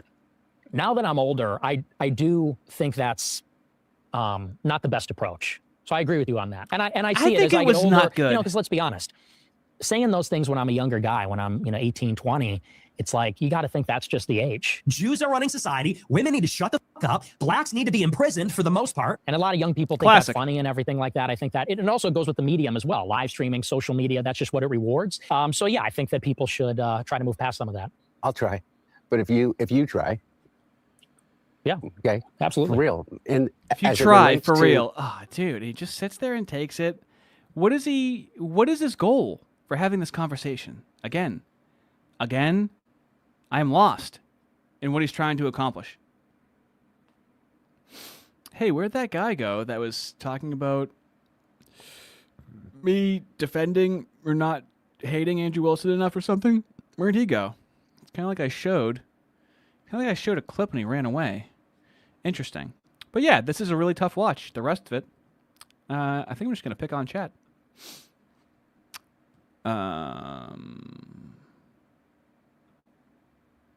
Deadpool Kid, DPK, $5, thank you. Capitalism, socialism, communism, and almost every other ism is a byproduct of modernity. It's industrialized in a sense. The many-headed hydra. Yes, right. That's why I like to see how they're implemented. I don't judge the ism. I'm not an ideologue. Very pragmatic dog shit materialist, okay? How it exists is how I define it. And so you can have capitalism where that's just a mode of exchange. There's no morality behind it. Obviously, you shouldn't only care about money, but guess what fucking demographic does and we get blamed for it. Source Tree, $10, thank you. I want the after interview footage where they all smoke crack in that hotel room. Dude, it must be really uncomfortable. But at the same time, Nick is just very milquetoast. He's like, yeah, man, you know, man, I said some stuff, you said some stuff, man, it went really good. Yeah, it's pretty good. Terrible fucking content. It's just in the algorithm. People that tried to cover it didn't have a lot of fun covering it. I was reading the chats. They were like, this is getting tough. Leningrad, $5, thank you. Jim Bob has more edginess in his non-existent shoulders than these three jokers put together. Wow. We need to start a GoFundMe for Jim Bob's shoulders. Enrico Palazzo, $5, thank you. All isms were created by Dennis Prager. Oh, lordy, lord, fellers. So let me just add some clarification here. Here was my sin of what I said about Andrew Wilson saying something he shouldn't have said. Now, Andrew Wilson said, well, they either get graped or they get bombed, so what does it matter? I'm paraphrasing, okay? Obviously, you shouldn't say that in a debate, but why would I clutch my pearls about that? That's funny because you're not. That's edgy. That's funny because of how edgy it is.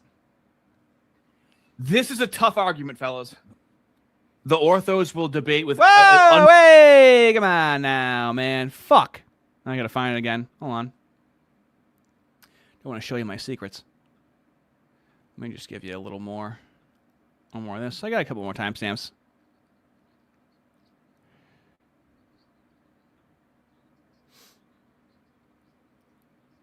So I think that there's sort of something reciprocal happening, which is that people are receiving me differently. And as someone that's growing older and more mature, I'm even representing myself growing differently. Boy. So I wouldn't even call it moderating, just clarifying. People are more receptive and I'm maybe better able to articulate it. And you think that's because you've kind of gotten older and been able to have like a longer career in media to reflect on different changes in your perhaps brain chemistry and lifestyle? That's a huge thing. I mean, I know it's 27. I have a very different mentality than I did when I was 20. Yeah, obviously. Just more even keeled. And I think every, you know too, it's like when you're 20, you're just like a maniac. And then you hit 25 and you're like, all right, I was a maniac when I was 49. My brain chemistry has definitely changed in the last 7 years too. And I do believe that people can grow and they can change. And I'm not asking you to, and I'm not asking you to say things, but there are certain things that I just hope that you can hear without feeling attacked. That some of the things that you said, whether it's edgelording otherwise, are really hurtful, and then people completely turn off to the idea of being. It's tough. It is tough to get through. All right. All I have to do is not fuck it up, and I should be good.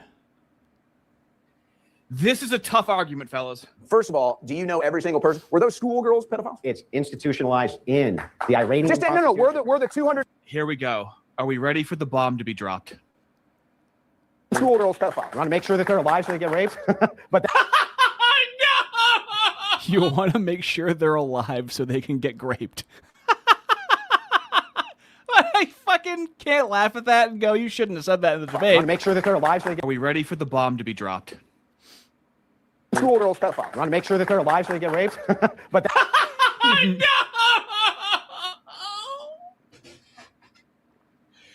That, fellas, is one of the most rhetorically defective things I have ever heard. Let's do it again. And he laughed, and he quickly moved along, which was a very good move. Would you rather they're alive so they can get graped? Comedically is an incredible line. However, in a morally loaded debate, I would not recommend that. I would never have the courage to say that. That's actually why I'm afraid of debating, because I would say something like that. I still can't believe he said it. As soon as I heard that, I went, that ain't going to go over well. And that is why somebody in the chat was like, oh, you sweet for it. Do you see how it comes down to where I don't feel the same way about the guy that he feels? What else would it come down to? How do you hear something like that? Like Patrice O'Neill would say this when he was doing crowd work. He's like, don't you hear someone laughing? Like, I can't fix what's broken in you and whatever happened when you were 6, where you can't, like, laughter is contagious. Like, you didn't think that was funny at all that he said that? And you're clutching your pearls over it? And you're trying to use it against me to be like, I can't believe you defended him. I laughed. And this is the criticisms of me, fellas. There's very good criticism of me. I don't like the line about me, though. I don't like that. To listen to you about anything, and then you get dug in more, and you're like, "Oh, go fuck yourself!" Like you can't take a joke kind of thing. And that's not what it is. It's not just wokeism. It's not. It's people being really, really hurt by it. Bro, if Patrice O'Neill was still alive, he would be a fucking leftist hating white people. I'm sorry.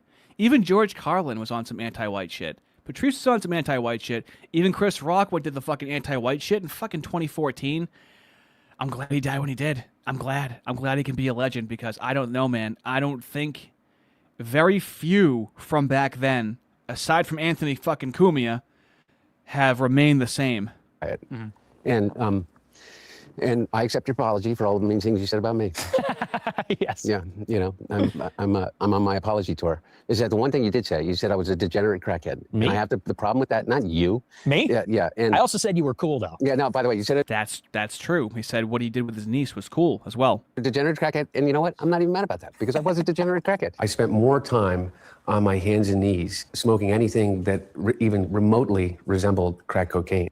When he was 48, as the president's, or no, not then. No, that was 2018. As the former vice president's son. Actually, well, he was doing it under Obama. He was doing crack under Obama, right? Yeah. He's doing crack. Vice president then. That's pretty late to pick up crack, buddy, okay? Honestly, if you're going to pick up crack, do it when you're like late teens, early 20s, learn your lesson. Or when you're like 70. Who the fuck picks up crack when they're 48? It's true. I'm kidding, fellas. Obviously, I don't want anyone to do any crack, any drugs, anything that's addictive, all right? And now you're sober. Yeah, I find it interesting. You also said that you've never drank before. Right. Yeah, I've never had a drink, never done drugs. That's because you grew up, with me. You like. Yeah, he saw Hunter Biden. He's like, I shouldn't do that. Listen how this joke fucking falls flat. Don't be that guy. I grew up with you too, and I was doing. Yeah. You're not as smart as he is. My brother never drank. my dad too. And I was going to ask you, Nick, what kind of prompted Don't your talk choice about your to brother. decide You might to start be doing sober crack for life again. and never drink?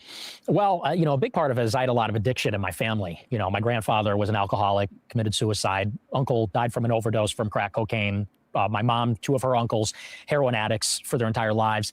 And it just devastated my family, devastated both of my parents. And so I know I have that addictive personality and probably have the genetics for it. And not only that, but I like being rational. I like having my sober mind. I think that's actually a sacred thing, to have unimpaired reason. God. So the thought of losing control and even being tempted to get into, worse things, I just thought, What could I do with you guys right now? I could send you somewhere where you wouldn't be welcomed, I don't think.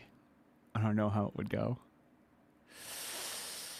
I don't know how it would go if I sent you there. I think I'm just going to send you there. And you can do... Yeah, you can just say I sent you. Should I send you... So should I send you here right now? Should I? I could. I could send you here right now. Like, okay. Because guess. I just realized William stopped streaming. I had the link for his stream, and I have to start setting up that stream for tomorrow. Should I send you here? Nick go like way back. She's in got time. like the Maybe she did. forehead. Should you guys go there and liven up the joint? Huh? It's up to you guys. Yeah, that's what she calls herself, the Bold Lib. I don't know if I have anywhere else to send you. If Turning Point USA wants the Bold Lib to perform my chart-topping summer hit Bold Lib at their Super Bowl halftime show, I'm down. I could do it. Most likely get the I'm not going to send you to Nerdrotic. I'm not sending you to Wick TV. Sit to pee. Okay. He doesn't, he's not for me. Alpha males, Okay. stoves are a big no-no. Climate deniers got to go. I'm a bold lib. Oh boy. I can't even unironically watch. Okay, so fellas, they got 50 live right now. Let's see how that pops. Okay. Yeah, I have nowhere else to send you. Okay. So fellas, thanks for hanging out. You can continue hanging out and do make it exciting. It's looking a little boring in there right now. Okay. Hold on, I might send you somewhere else. Samuel? Who the fuck is named that? Why is your friend named that? Hold on. I could send you guys there. Her dress looks like that image where it's like name one thing. I know some of you will just go there now anyways. I can't find that other one that you... Alright, I'm doing it. Alright, here we go. Well, fellas, thanks for hanging out. Continue to have a good time. Let the fellas know. Focus Trip isn't live right now. Have a good night. Thanks for hanging out. Tomorrow, 7:30, is going to be Vrillium, which I had to get cracking on. I proved that he view-botted his stream. He deleted the stream and the Discord, and I have the Discord messages and the stream he deleted. It'll be embarrassing. Tomorrow. Have a good night, fellas.